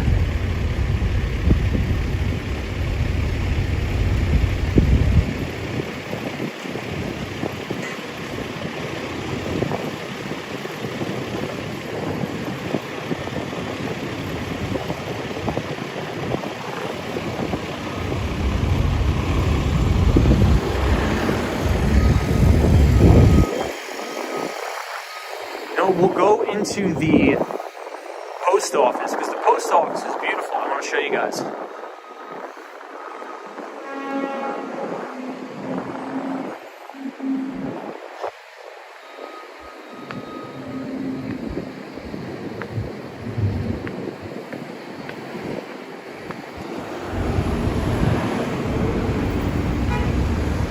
So now we are going to head into the post office. Philly says, what time is the last train to Long Island or to Strong Island? I think they run 24 hours a day.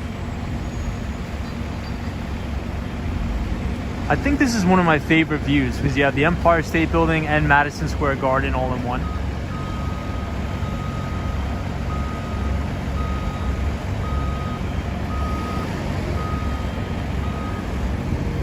All right, let's go in here. I have to be quiet though, but check out the architecture here. Beautiful.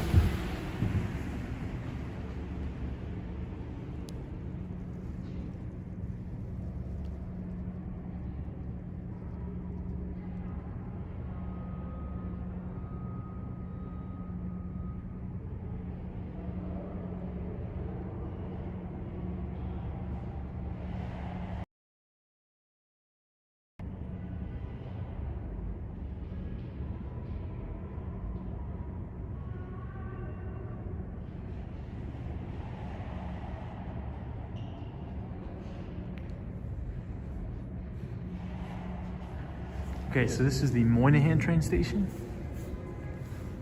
Check out the ceiling.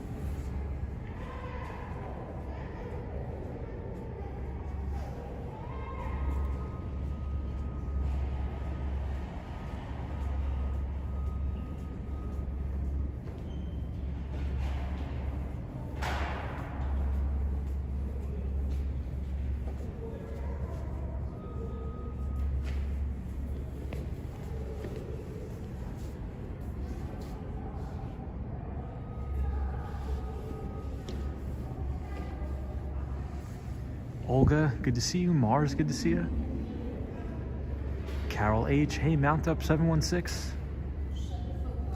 Good to see you.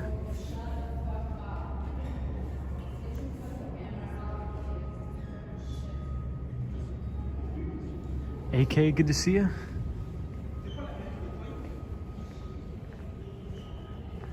MTR says it sucks you have to commute every day. It's like $300 a month.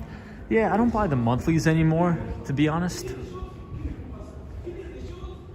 But then again, it is just an expense. So technically I don't pay for it. I just write it off.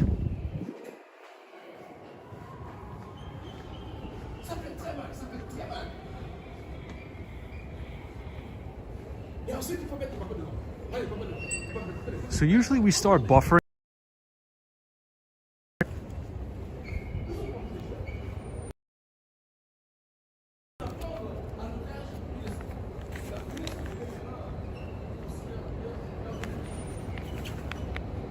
But this is the main train hall here at the Moynihan train station. So you can get the Amtrak train, the Long Island Railroad, pretty much anything. Online says, do they still charge peak or is that paused? So all Long Island Railroad trains are off peak now. Hey, Philly says, that's dope. Born and raised in New York, never been to that place. Yeah, it's nice. They did a good job here. They did a really, really nice job. Hey, Tom, AK, good to see you.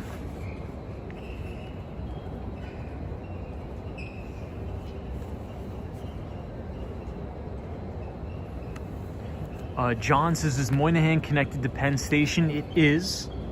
It is connected to Penn Station. Yeah, it sort of looks. But everybody, one thing I forgot to add in relation to Atlassian's earnings. So in addition to its return on equity, one of the things I really like to look for is free cash flow. So a lot of the companies that I own, I want to make sure the company is generating a healthy amount of free cash. So Atlassian generated free cash flow of $197.5 million. That is 29% free cash flow margins, and that is insane. For a software company, that's really, really good.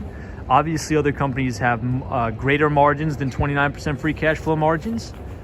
But for a company of Atlassian's size to now be generating about $197.5 million in free cash for the quarter, it's a decent quarter. And I think that's why the stock's up 10% today. But we'll see if it could hold. We'll see if it could hold for sure. We'll have to find out tomorrow.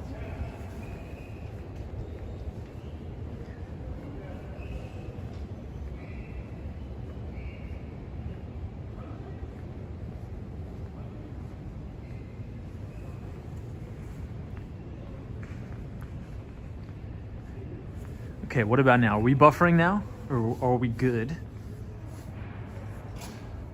Hey, Star Bernardus says, good night, Tom and everybody. See you on the replay. Welcome to Moynihan Train Hall. MTR, good to see you. Thank you for joining. The station to assist you. Please check with the ticket office for baggage assistance or ticket transactions.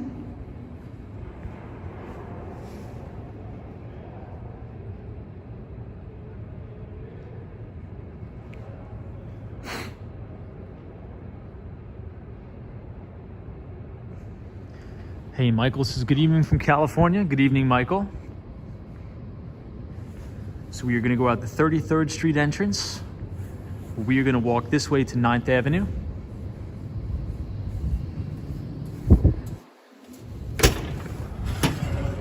Okay, back out to the cold.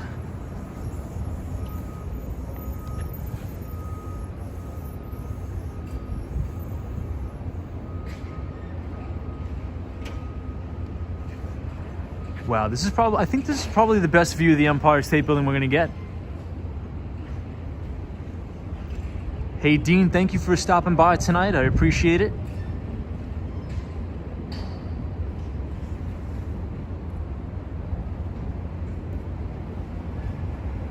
But Dean, check your inbox because I did send out the Behind the Street newsletter to everybody. So if you are signed up to receive my free financial newsletter, you should have received it maybe about an hour ago, right before we started streaming.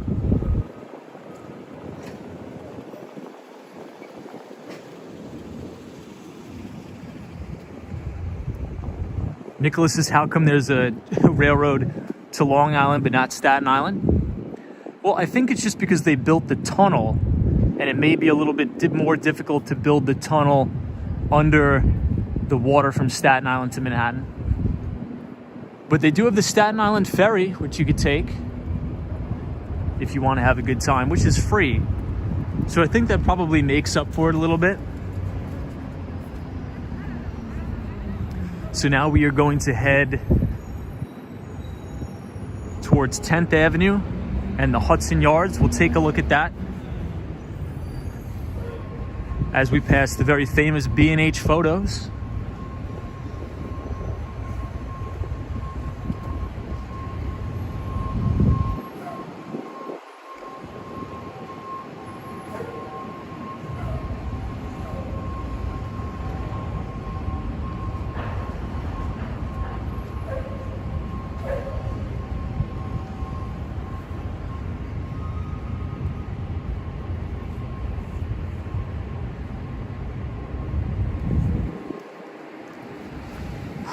Okay, 9th Avenue. Alexander says, during the past 5 years, Apple has free cash flow per share growth rate at 17.60% per year. Fantastic. Yeah, Alexander, Apple's another company that reported earnings today. They reported a great quarter. It was their largest revenue quarter on record for the company. Hey, Brian says, hello from Boston, Massachusetts. What is up, Brian? And I think Apple's up 5% after hours. Revenue was up 11% for the quarter to $123.9 billion, the largest revenue quarter ever. Crazy.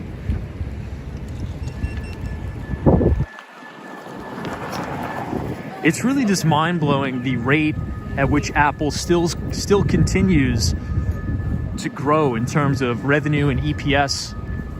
And it was only up until a couple of years ago that Wall Street stopped valuating Apple as a pure play hardware manufacturer and distributor and actually started giving them a services and software valuation.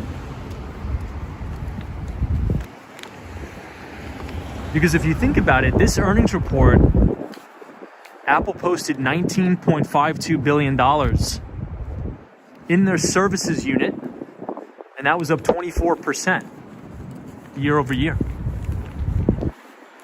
Hey, Ron is here, says, good evening, Tom. What's up, Ron?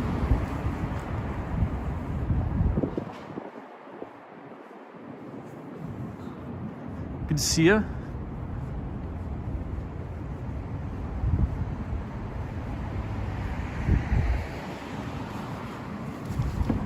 Photos from around New York says, Tom, do you carry some notes with you? Sometimes I carry the paper, and sometimes I'll write down like little ideas, talking points, but the vast majority of stuff I just try to remember. Hey, 22 says, good evening from Baltimore. Good evening, everybody from Baltimore. Good to see you. Hope you're doing well.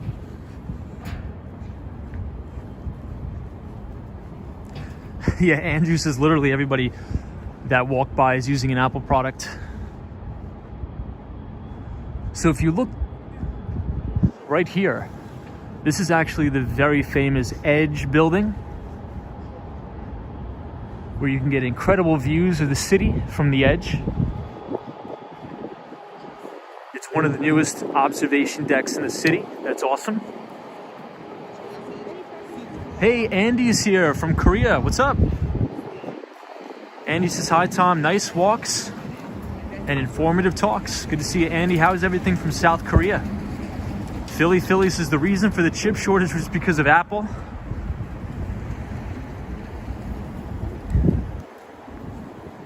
Yeah, Tim Cook did say that the supply chain was improving at least. Yes, we will show the lemons. Cosmo's scary. I love the new profile picture, man. It says 87% of US teenagers use iPhones.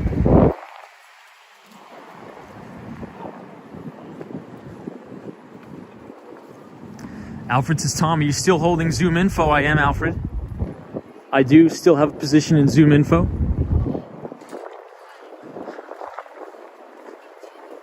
Zoom Info also just struck a deal with Google. When Zoom Info reports earnings, we'll definitely do a deep dive into that company. Atlassian is another company we talk about a lot, which reported earnings today. So here we are at the shops at the Hudson Yards.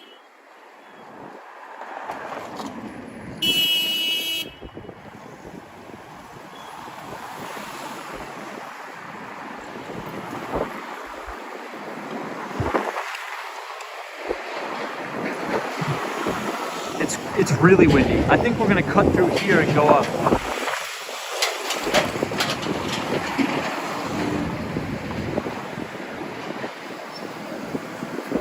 All right, we made it. We can cross the street. We're gonna take a little bit of a detour. We're gonna go through the shops at the Hudson Yards.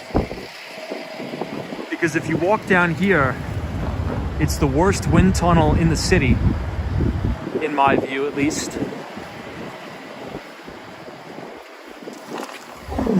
All right, this should be a little bit warmer. This is the shops at Hudson Yards.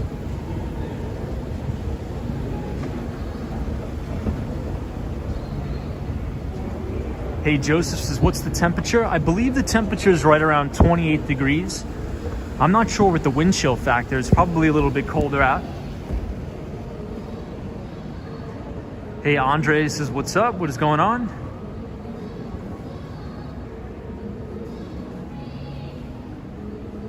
Yeah, online. Isn't that crazy? So everybody check out online's comment. It says, fun fact, if Apple's AirPods were its own entity, it would be the 30th largest company in the United States. Crazy to think about. Tom AK says, you need a foam cover? Yeah, so we do have a mic. I just didn't bring it today, unfortunately, so I do apologize.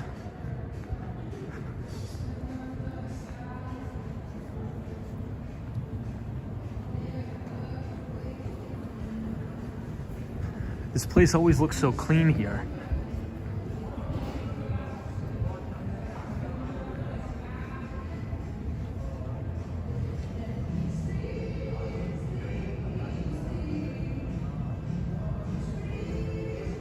Andre says shopping mall looks empty. What's up, Andre? I think it's because it's so late. Could we get a time check in the chat? Hey, the ABX girl, thank you for joining. I appreciate it. Hope you have a very happy Friday and a good weekend, ABX girl. Thank you for joining.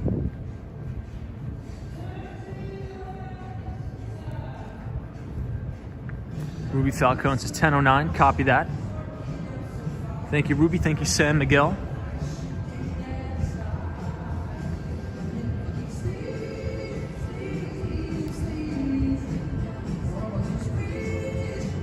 Yeah, Andrews is all high end.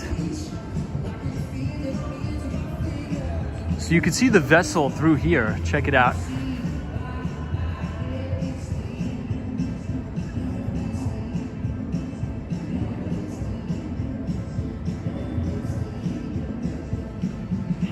Yeah, 14. Doesn't it kind of remind you of Columbus Circle Mall a little bit?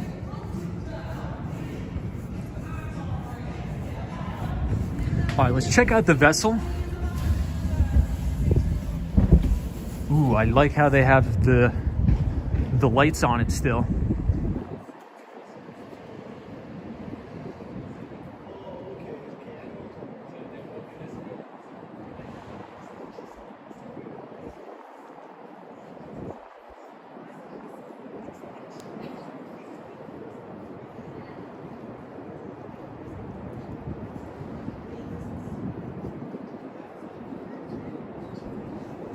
So this building here is the brand new Equinox Hotel. Very expensive hotel. I think just one room could go for about $1,000 a night, which is crazy.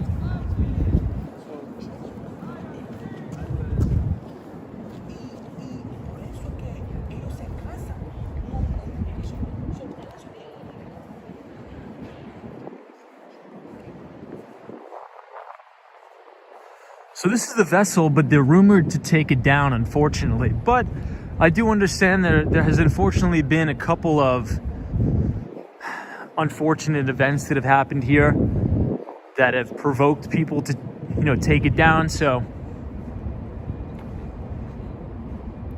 hey, Maria says, wow, that's amazing, New York. What's up, Maria? Hey, Dino's here. What's up, Dino? Good to see you.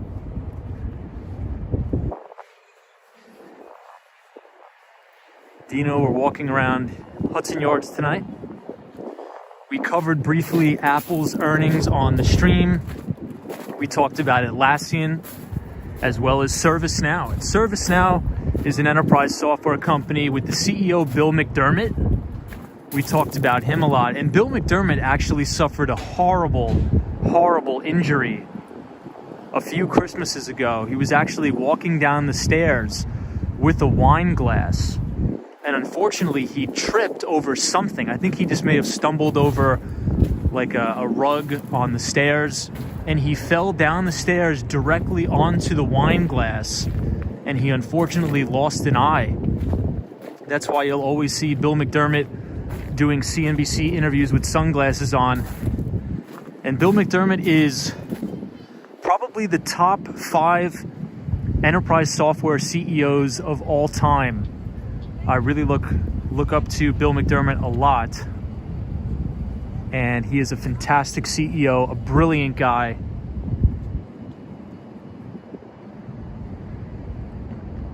Yep, Alex is, former SAP CEO as well. But he's just a brilliant guy. If you want to watch some interviews where you're going to get a lot of knowledge, I would just watch every single interview of Bill McDermott. Very interesting, very good guy. Alex Lopez, it's good to see you. Dino says, as long as you're not walking in Times Square, Tom. Yeah, Carol H says, the architecture of the vessel resembles the Barcelona style.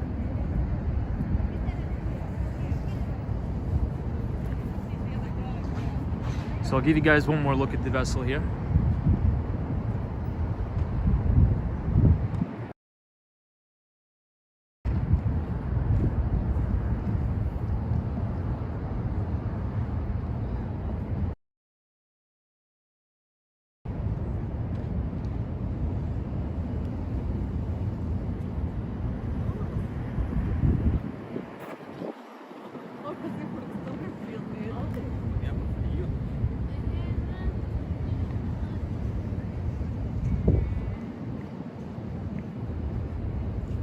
These buildings are massive here.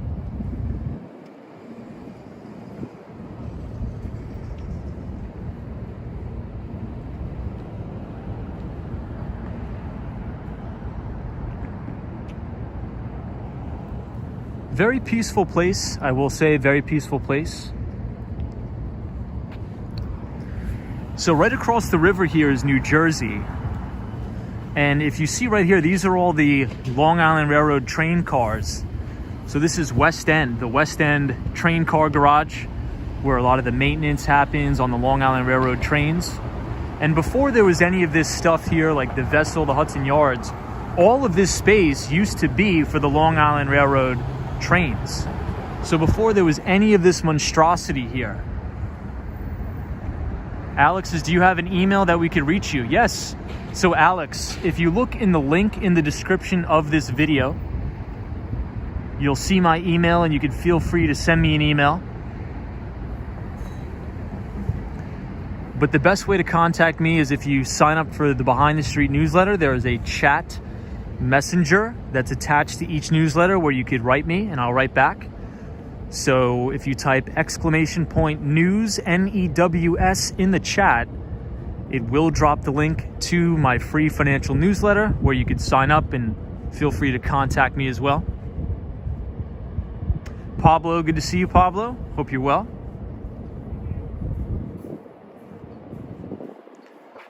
Brian, good to see you. Brian says CNN had someone going up in the top of the edge.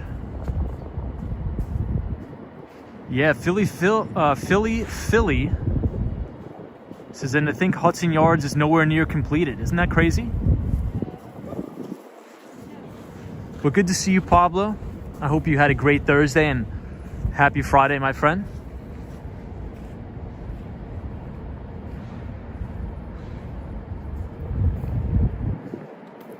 Hey, 3030 Tom Bomb says, what is the temperature? I believe it's right around 28 degrees. That guy says, hi, Tom. What you make of the market today? So I think the market was pretty volatile, par for the course. You know, we had Apple reporting earnings today. We had Atlassian. And yesterday we had Servicenow. So earnings season is in full swing. But we covered those three stocks in depth tonight on the stream. So for anybody who's interested in an in-depth look into Atlassian and things like that, Apple as well as Servicenow, feel free to watch the replay or read the Behind the Street newsletter. Hey, Roy S. says, hi, Tom and mods. Wishing you all well. Surviving this cold. What's up, Roy? Good to see you. Sabrina Fair's here. What's up, Sabrina?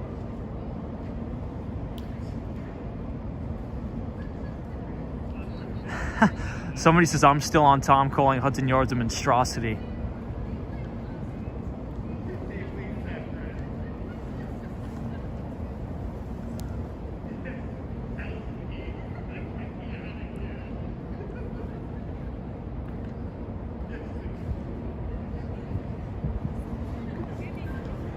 You know, I'm not sure if these are the Christmas lights or just regular lights.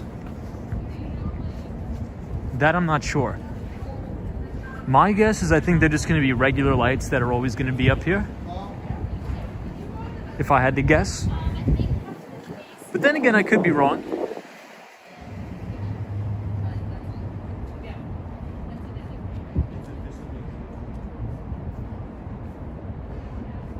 We were walking past the shed here.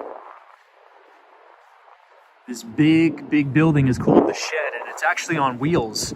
It can go in and out. Pretty interesting, pretty unique building.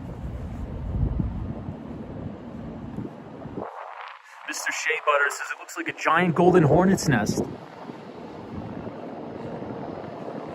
Joanne Rodriguez says it's still beautiful. I really wish they wouldn't take it down.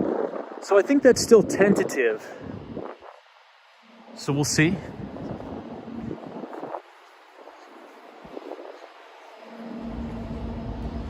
So here's the look of the vessel from the other angle.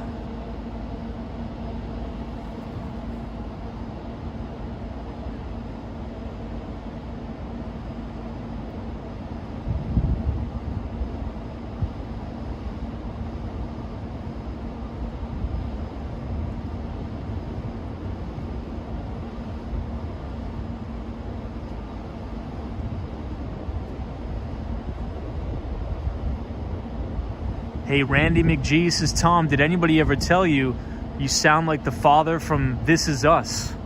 Well, now so could anybody drop a link to a video of the father from This Is Us? Because now I'm very, very curious. Some people would always tell me that I sound like Walking Commuter. So back in the day, I would get emails of people asking me if I was walking commuter. Which maybe I am. You never know. Or maybe I'm not. I guess we'll never know. But there is one thing for certain. Nobody has ever seen us at the same place at the same time. Kind of weird. Who knows? So we're going to head back into Midtown. The Hudson Yards was nice to visit today.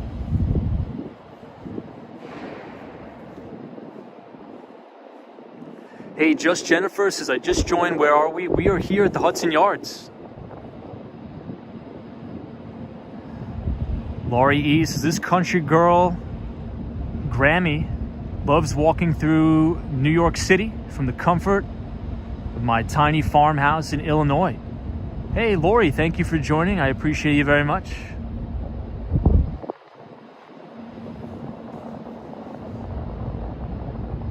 Mr. Shea Butter says, you are definitely walking commuter. Who knows, guys? It's possible. Hey, Devon Avery is here. What's up, Devon Avery?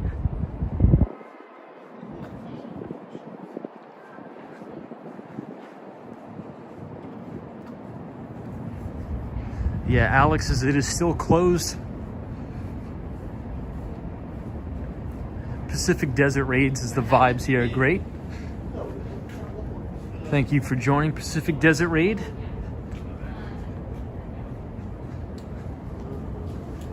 Pablo says, hi, I'm Pablo. I'm the Royal Guard. And she was, as in your voice goes up at the end of a sentence.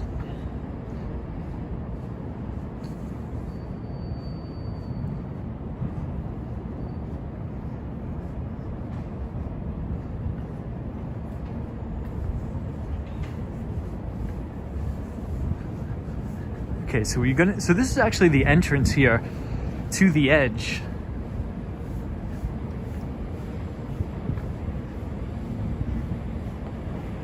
Yeah, Cosmos says he sounds nothing like walking commuter.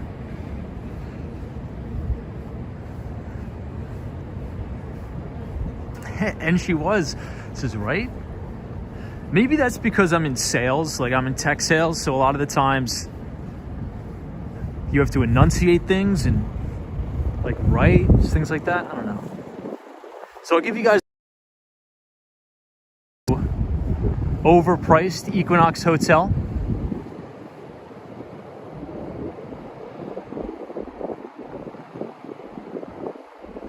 Alex, as you have a communications background, you sound like a pro reporter. So I'm not a pro reporter. I don't really have a communications background, but I am in tech sales. So I spend the vast majority of my time prospecting new business and selling large technology deals to Fortune 500 companies. So oftentimes, my entire day is focused around giving presentations, giving demos, showing customers how to use different software and technology. So a lot of the times, you know, maybe I don't really have a gift in public speaking. It's just I have to do it so much. So maybe that's why.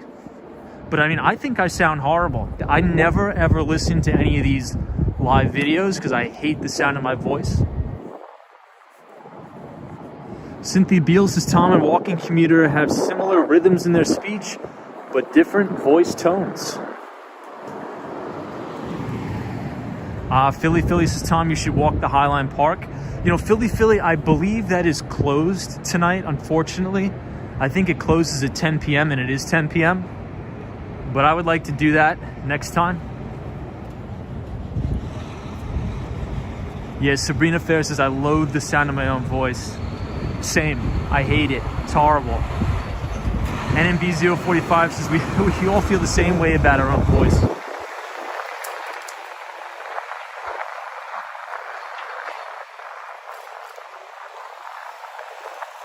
All right, so we're going to head back towards Midtown Manhattan, and then we're going to walk all the way up to 59th Street to the one and only Deutsche Bank Towers. Yeah, and she says, you're not alone.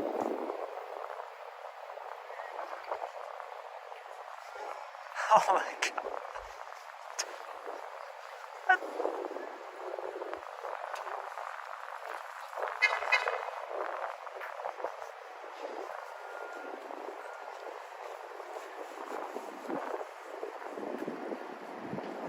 Hey, Anonymous Dude 123 is here. What is up, Anonymous Dude? Always good to see you. Anonymous Dude is a consistent viewer of the stream. We appreciate him very much. Hey, Willie is here. Good to see you.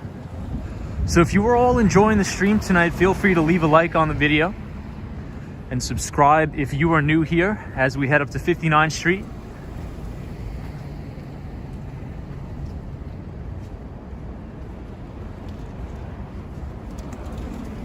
59th Street, Columbus Circle.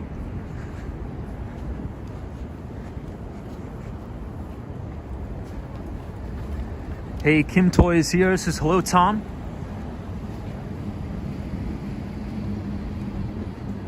Alex Lopez says, do you put walking shoes on and hit the streets?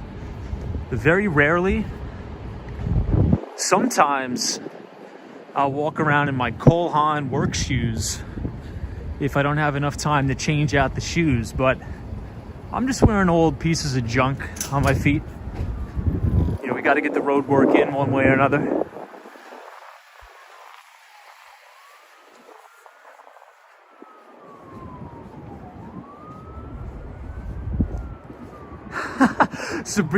Check out Sabrina Fair. Sabrina Fair says Tom does these walks in red high heels. Oh my God. Buy the book. Hey, Buy the Book is here. Says, hey Tom, what's up, Buy the Book? Ah, Cosmo says, I just got some Cole Haan shoes and they are super comfortable. Agreed. Agreed, Cosmo.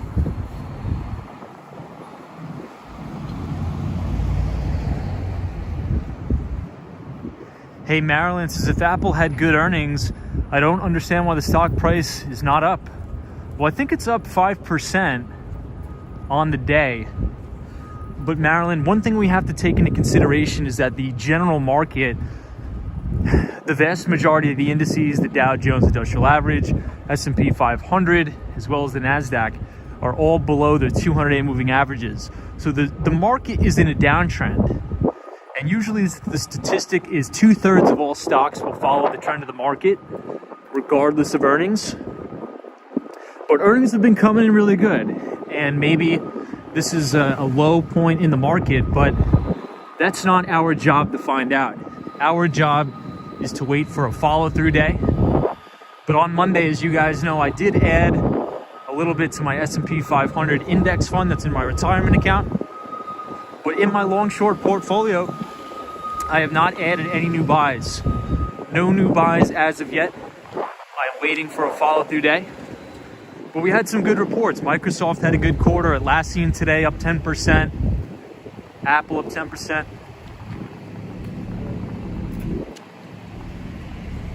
And Servicenow had a great quarter. You know, especially in enterprise software, one of the main metrics I like to look for, more specifically, is how many customers in the enterprise space are they acquiring. So usually these are deals in excess of $1 million. And this quarter alone, ServiceNow brought in 135 new deals with values over $1 million. So phenomenal job from Bill McDermott and his team.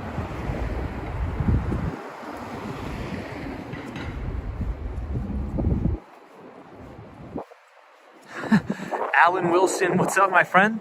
Good to see you, Alan. Love you, man.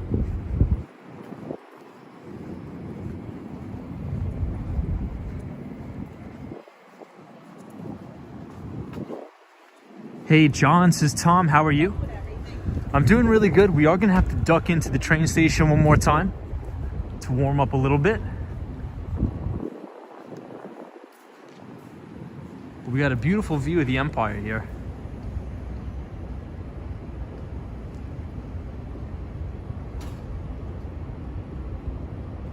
Penelope says, let's dance, put on your red shoes and dance the blues, says Penelope.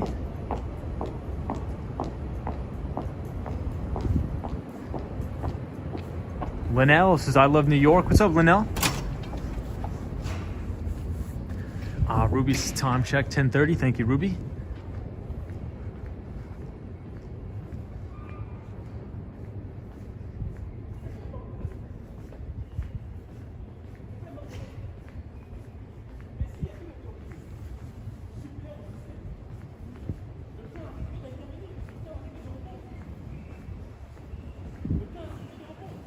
Yeah, Marilyn, you're right. We never hear ourselves the other way around. So true. Question mark says, are you a stockbroker? I am not. I am in tech sales.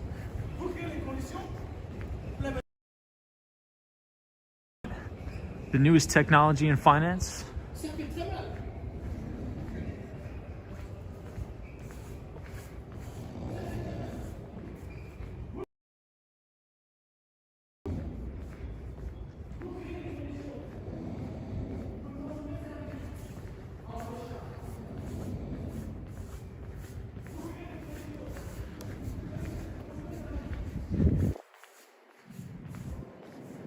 I'll give you guys one more look.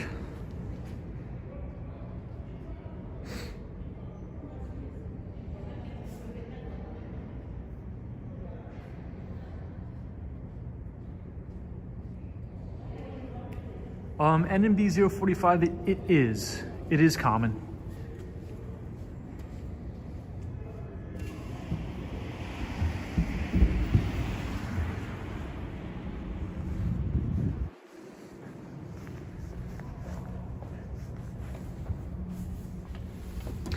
So NMB 045, a lot of the times, if you're a new account executive on the team, usually the enterprise account executives will sort of guide you through and help you out.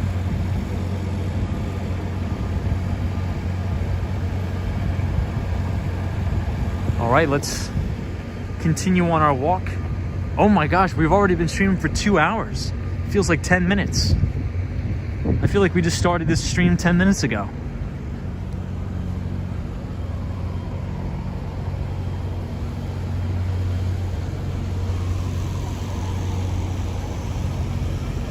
So we are crossing 8th Avenue.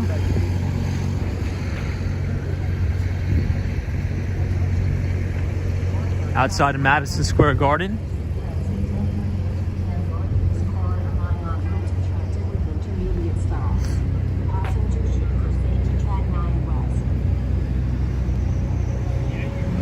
Online says, what are your thoughts on the Long Island Railroad?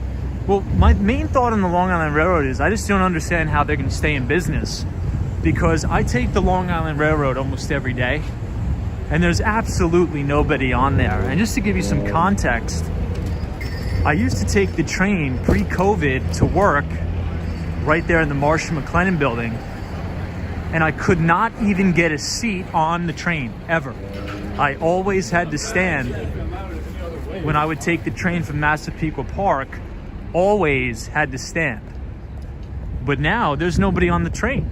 It's really, really bizarre. So I don't understand how all these ticket collectors that are making, 6 figures are going to be able to look. I don't know. It's a very weird, surreal situation. So we'll see.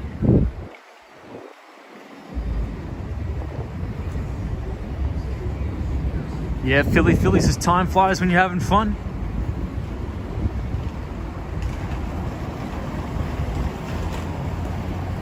Online says, depend on what line you go, the Babylon line is packed. I take the Babylon line.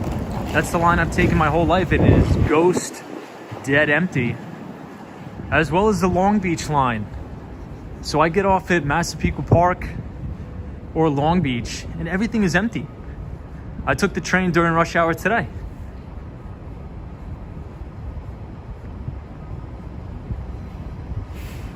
I think the biggest thing is a lot of people are driving in. So whenever they have to go to the office, they drive in as opposed to take the train. So who knows? Hey, Jared Covey says, wow, that's interesting New York City insight.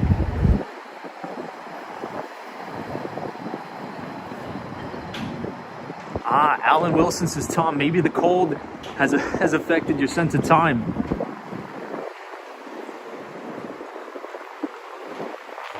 Philly, same goes for the Metro North. So now that we have a lot of people on the chat, I did provide everybody with 2 links. If you type !team, TEAM, in the chat, you'll be able to read. The Nightbot will drop a link to the Atlassian Investor Relations letter, where it outlines their most recent quarterly results. So !team, TEAM, and then !now, NOW. And the reason why I put these links there for you guys is because, you know, oftentimes when a company reports earnings, you know, everybody will just read a CNBC article or a Market Watch article or something like that. But if you actually get the data from the actual companies, you'll find out a lot more metrics that are really, really important to pay attention to. So I always like to go to the company itself and not to CNBC, because CNBC will only tell you, you know, what was the EPS, what was the revenue, but this really hammers down a lot more on some key points. So I've never been to Brightline yet. I think that's one of those trains that goes through Miami. I've never been there yet.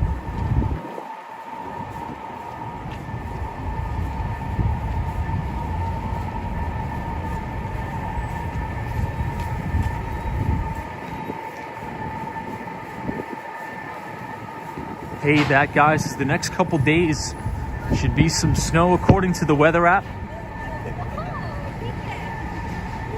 Yeah, Cosmo's Scary, I think you sent me a message just the other day about the Brightline train. You know, I'm gonna have to take a look at it. I've never been, but supposedly it's beautiful. San Miguel says, why so much garbage? Yeah, I mean, New York, a lot of garbage here.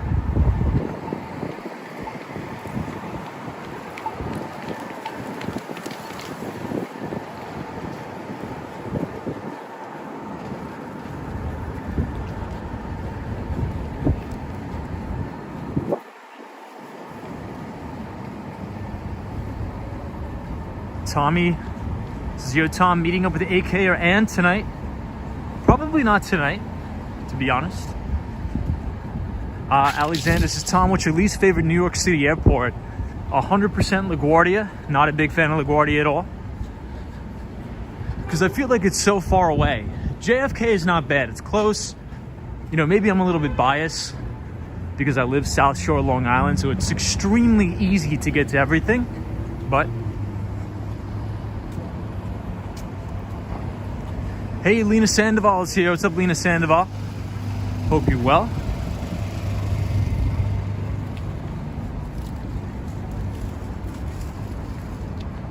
Alan Wilson says that's the Rats dinner. Very funny. So we're going to see one of my favorite buildings of all time right now. It's coming up. It is the One Vanderbilt. Vlad says, why not land on Farmingville Airport or Farmingdale? I've never tried it. Hey, Tommy says, thanks for the reply. No problem. So right here is the brand new One Vanderbilt building, one of my favorite buildings in the city.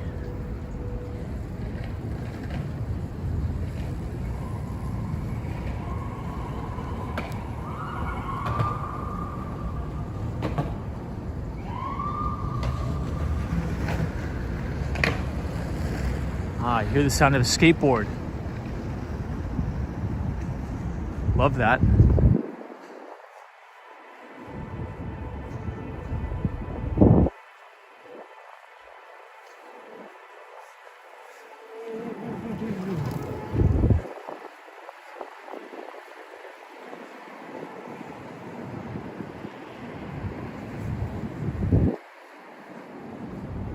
Cosmo Scary says, Tom, do you think Long Island Railroad people are overpaid?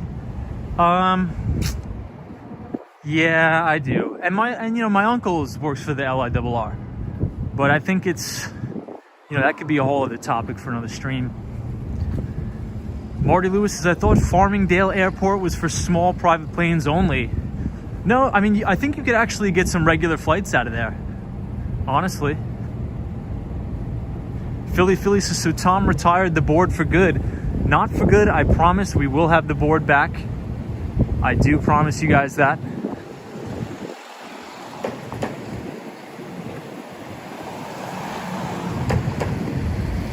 Hey, Stephanie says, hello from Greensville, South Carolina. Such a beautiful place. Well, South Carolina is a great place too. So good to see you and thank you for joining. I appreciate it.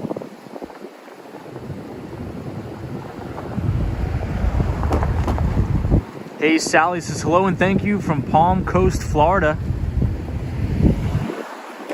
Hope you're enjoying the stream from Palm Coast, Florida. I just recently got a place in North Miami Beach. And I'm loving it there so far.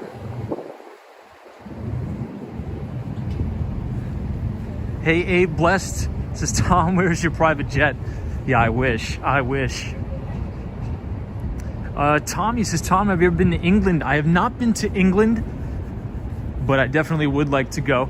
Look, once travel opens up again, because you got to understand, right now, everything is so crazy. Depending on which country you go to, you got to get a COVID test, you got to get this, you got to get that. It's a mess. So I think once a lot of that stuff dies down, I think I'm going to get back to traveling. At least I hope. That's the goal. That's the goal for sure.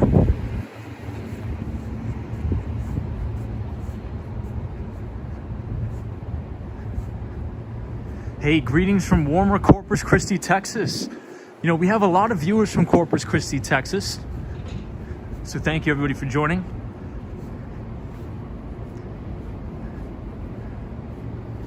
Dot says, you're walking by my house. Could we meet up? I'd love to be in the video. Big fan since day one. Yeah, you live in a beautiful neighborhood.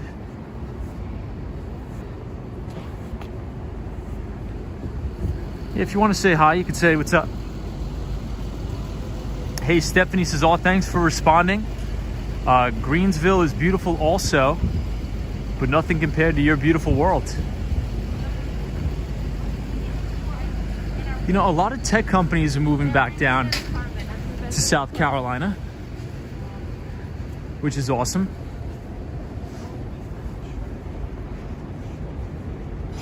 Hey, Lewis says, Tom, visit Puerto Rico, you're gonna love it. It's on the bucket list for sure. Definitely on the bucket list, Lewis. Ooh, Dino says Frontier Airlines and Spirit, Tom. Don't do it. So the vast majority of the time I fly Delta, as well as, what's it called? JetBlue. Never had a problem, and I can always get tickets for right around $68, $49 sometimes. If you go to kayak.com.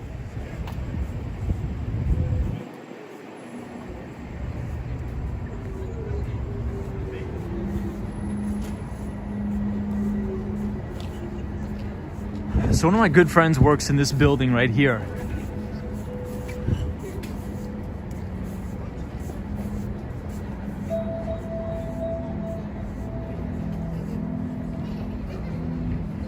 Somebody says Frontier is not that bad.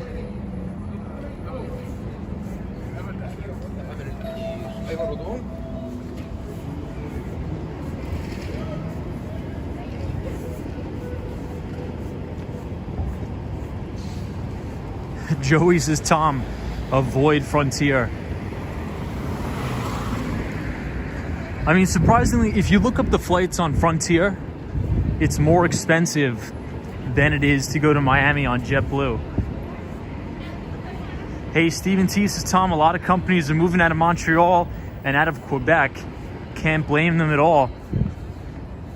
Yeah, I mean, it does seem that, a lot of people are beside themselves over the mandates and such. So, we'll see where things relocate.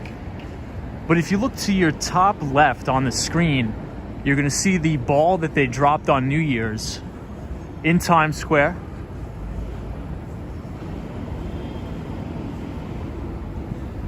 Dino says Frontier will put you on another airline if they cancel.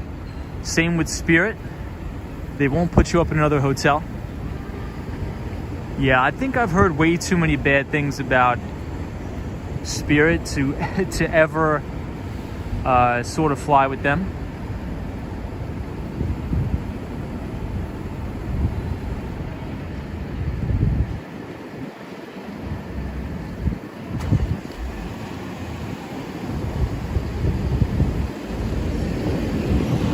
So if you look straight down here, this is Bryant Park, and we're going to be coming up on Bank of America Tower, as well as Salesforce Tower.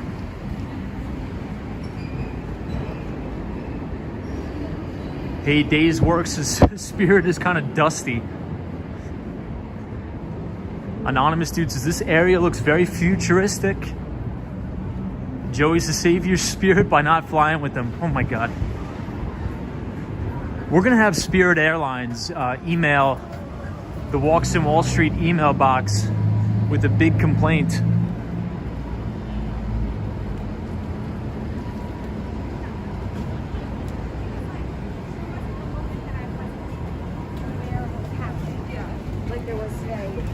They're going to say, hey, could you stop roasting our airline on the stream, please? To which I'll say, look, it wasn't me. It was Joey and Cosmo. Cynthia Martinez is here. What's up, Cynthia? Good to see you. ASACO says hi from Kyoto. Very cool. John says nice colors on the Times Square ball. What's up, John? Thank you for being here.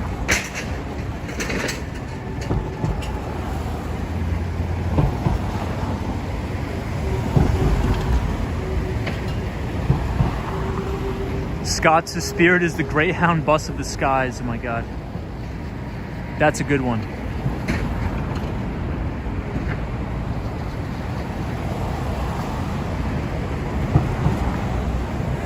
Tux says triangles of red tape, high taxes, road construction, and concerns about the future are to blame for the city of Montreal being ranked as the least entrepreneurial urban center, says Tux Brown. Look, I mean, I can't disagree. Cannot disagree. You know, capital formation will happen in places where it's welcomed. Let's just put it that way.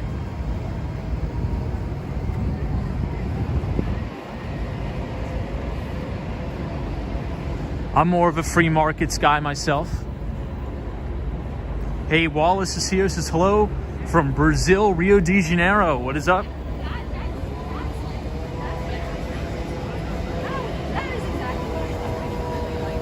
Good to see everybody in Rio de Janeiro, Brazil.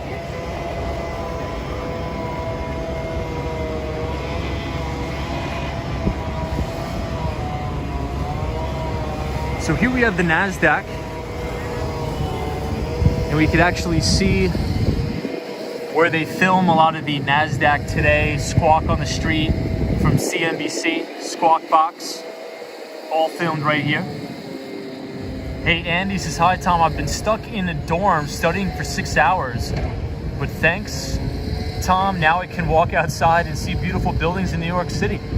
Well, Andy, good luck on your studies.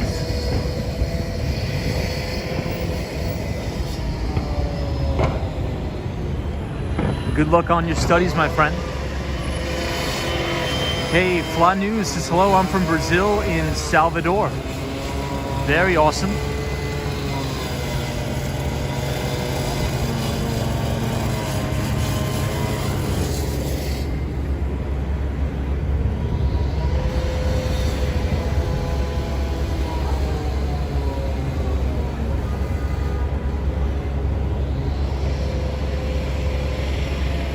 Yeah, parking full time. Didn't they used to film Fast Money there? I think they may still film it here. But this is definitely, obviously, Squawk Box, everything.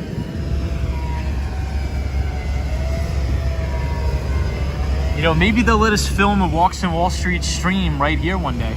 You never know.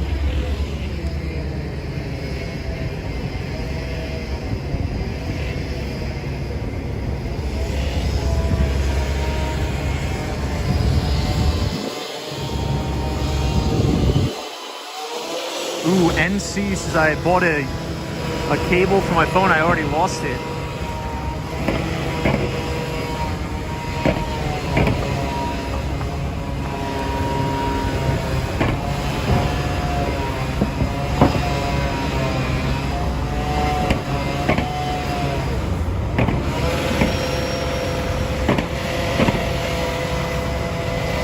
Cynthia Martinez says I slept with the heater on last night in Miami. Yeah, I mean, it was supposed to get down to, 30, 40 degrees in Miami, which is crazy, but...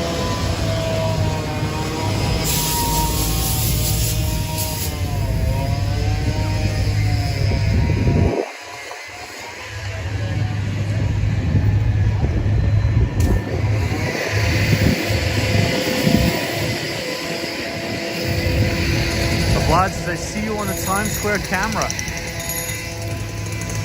Drop a link, I want to see it.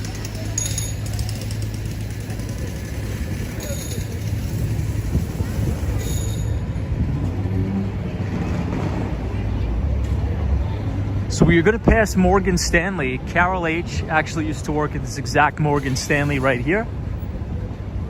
And then we will pass Barclays Investment Bank. Pretty much all the major investment banks we are going to pass about in a couple minutes. Joe DeClaus says, oh my gosh, it's just like the movies. M says, Morgan Stanley, eh? Yes, indeed.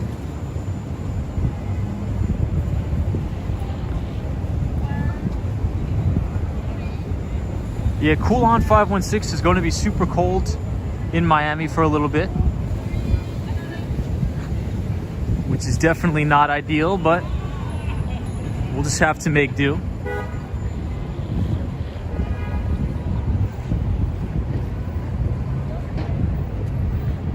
Cynthia Martinez has sold my car today. How much you sell it for?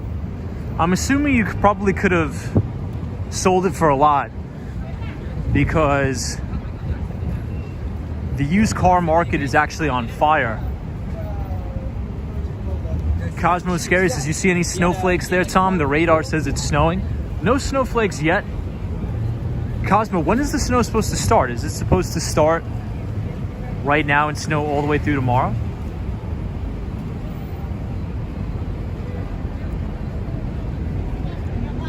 Mike Smith, good to see you.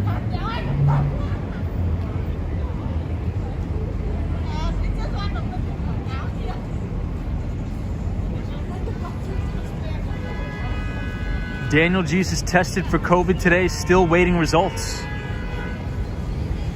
Well, Daniel, do you feel sick, or are you just getting tested for work or something like that? Hopefully you're not sick. Hopefully you're feeling all right.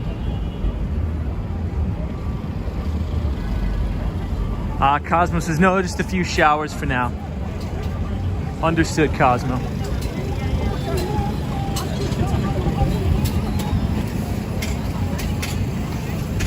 Carol H says, Tom, thanks for the shout out. Yeah, Carol, every time I walk past Macy's, the Herald Square Towers, and Morgan Stanley, I'm always like, yep, that's Carol. There we go, right there.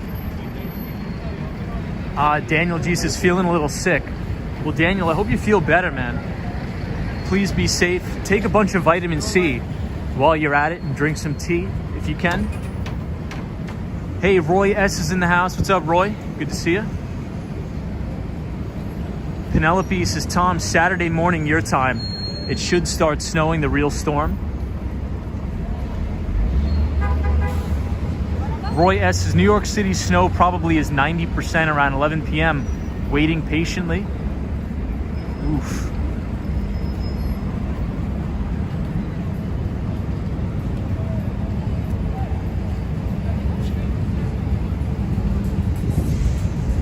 Well, that's not good.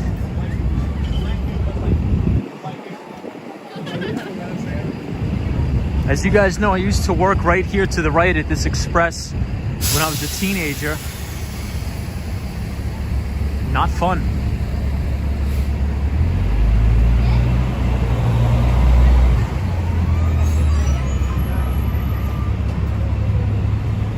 KINs says, how is the job market in Wall Street?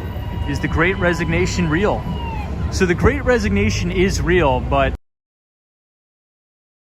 not be better. Data, if we look at the statistics, investment bankers have gotten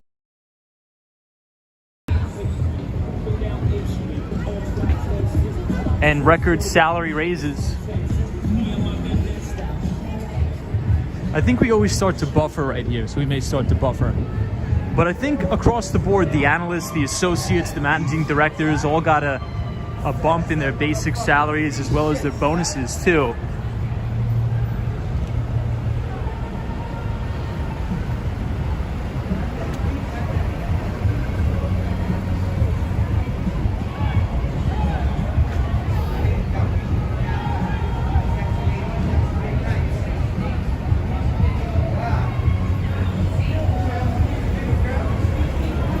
Cruz, can you show us the Sony Hall? I don't know where Sony Hall is, to be totally honest with you. That I am not sure.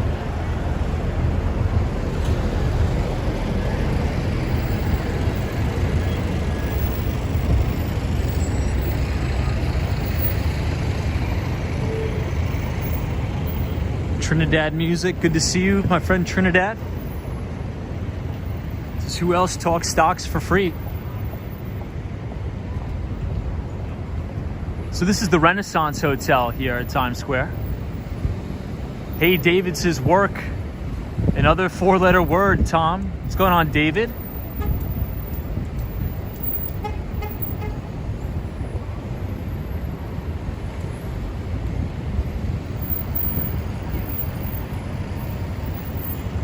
Yeah, very rarely do we take a look at Times Square, but sometimes it's nice to take a walk through.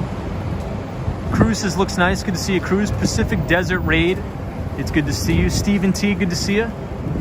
The Swan, hope you're well.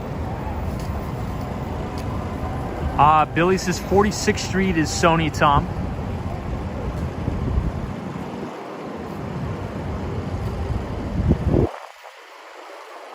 Jose says, had COVID and all I did was take Theraflu and I was good. Well, thank God for that, dude. I'm so glad you're back and healthy. Sylvia says, hi, I'm from São Paulo, Brazil. Or I'm from Brazil, sorry, the comments are going so fast. And I love your channel. Well, thank you. We love everybody from Brazil here. Big fans of Brazil.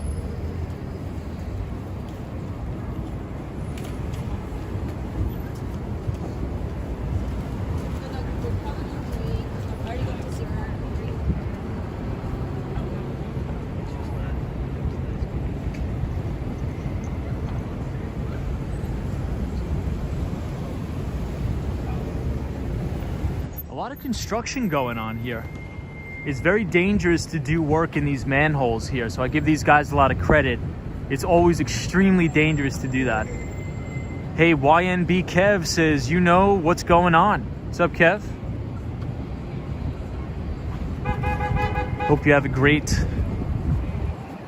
Friday.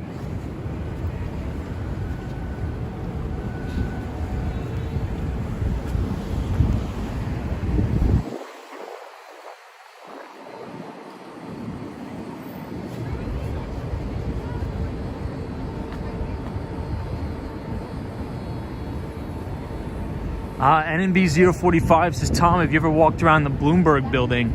So we have a couple times. We haven't been there in a while because very rarely do we actually go to the Upper East Side on the stream.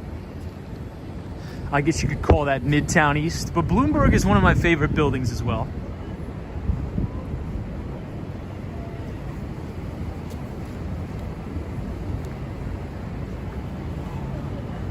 But I think we all had a good conversation tonight. We just did a quick recap of earnings, but the specific things to look for, right? Because a lot of the times I'll get a lot of questions. What specific things should we look for in a company that'll make a great investment? And that is earnings, earnings, earnings.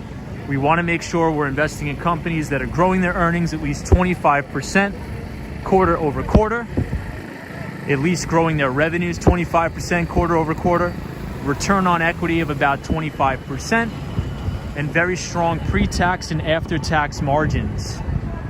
So those three companies that I highlighted today, Apple, Atlassian, and Servicenow, hit the trifecta on all of that criteria.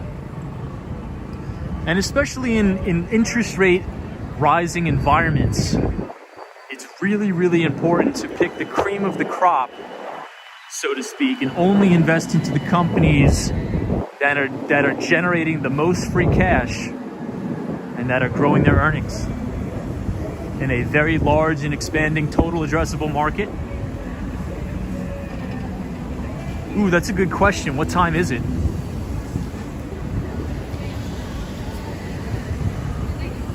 And here we have Barclays. It looks like a letter is out. So it's Barclays.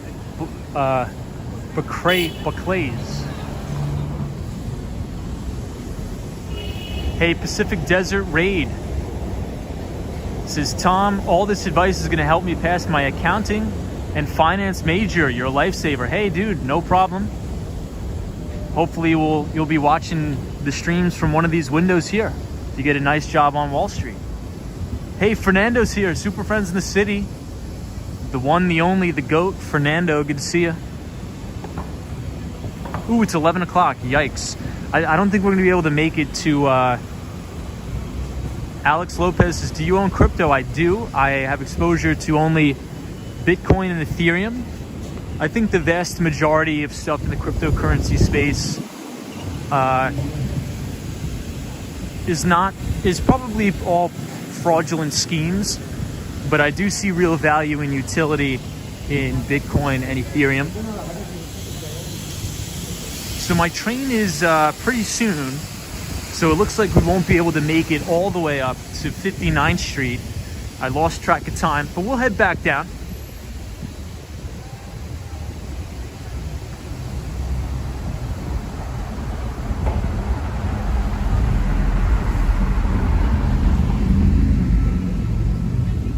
I think one of the most important use cases, in my opinion, and I've said this many times on the stream, but mainly in relation to Bitcoin. If you live in a country where your currency is unfortunately in hyperinflationary collapse, which we've seen in countries like Turkey, right? So the Turkish lira is in hyperinflationary collapse versus the US dollar. So a lot of the times if you're working and you're getting paid in lira, you either try to exchange that currency out of your national currency as probably as fast as possible.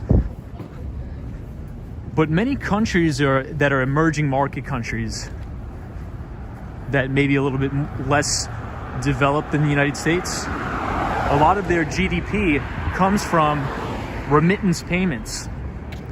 So for example, let's say if I'm from Latin America, I'm working in the United States, a lot of the country's GDP is actually generated from people sending money from the United States back to their home country. And I think you could probably do that a little bit more efficiently with Bitcoin as opposed to a MoneyGram or something like that. It'll probably save you on the fees. Hey, Daniel Jesus, good night, Tom and everybody. Nice walk tonight. Daniel, I hope you feel better. I really, really hope you feel better. Take care of yourself. And let us know how the test comes back. Let us know.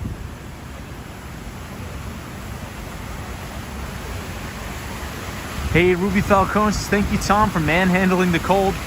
Great stream and stay safe.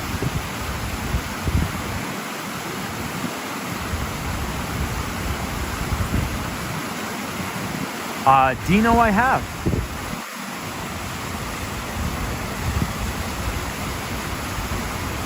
Hey, Weston Snows says, pass on Bitcoin. Yeah, I mean, it's definitely a controversial topic. It's definitely a controversial topic for sure. Not a lot of people think the vast majority of cryptocurrencies are outright frauds. Hey, Nice Guy is here. What's going on, Nice Guy? Alex Lopez says, thank you for your answer on cryptocurrencies. No problem. No, Dino, we will do a dedicated stream, I promise. In relation to cryptocurrencies, I promise we will. This is the greatest halal food of all time right here.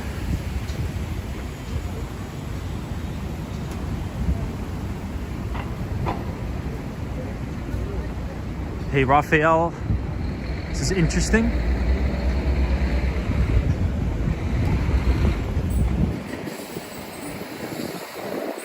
One of the ways that I really like to explain sort of crypto in general is, if you look back to 2013, and if you look at a lot of the institutional money managers on Wall Street, you couldn't point to one big institutional house that was suggesting at least a 2% to 5% exposure to Bitcoin or Ethereum. And now oftentimes you'll see on CNBC, Goldman Sachs, Morgan Stanley, their wealth management divisions, which manages high net worth individual money, a lot of them are actually suggesting at least a 2% weighting to Bitcoin and Ethereum. What do you think that's going to be in 5 and 10 years from now? It could be as high as a 10% weighting. So I think it's wise to have at least some exposure.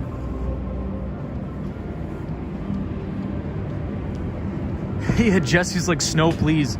Everybody wants the snow. NMB045s is because they finally listened to Max Kaiser. Absolutely.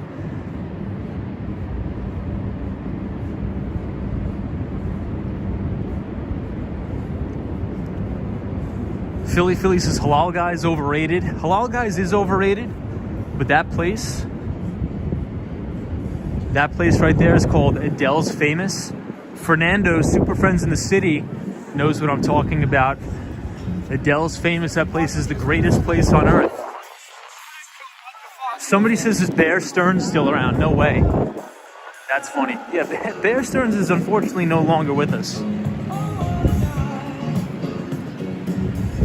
But Jim Cramer, 2 days before Bear Stearns went bankrupt, he was telling everybody to buy it. But I'll give him a pass. I'm not going to get on Jim Cramer too much.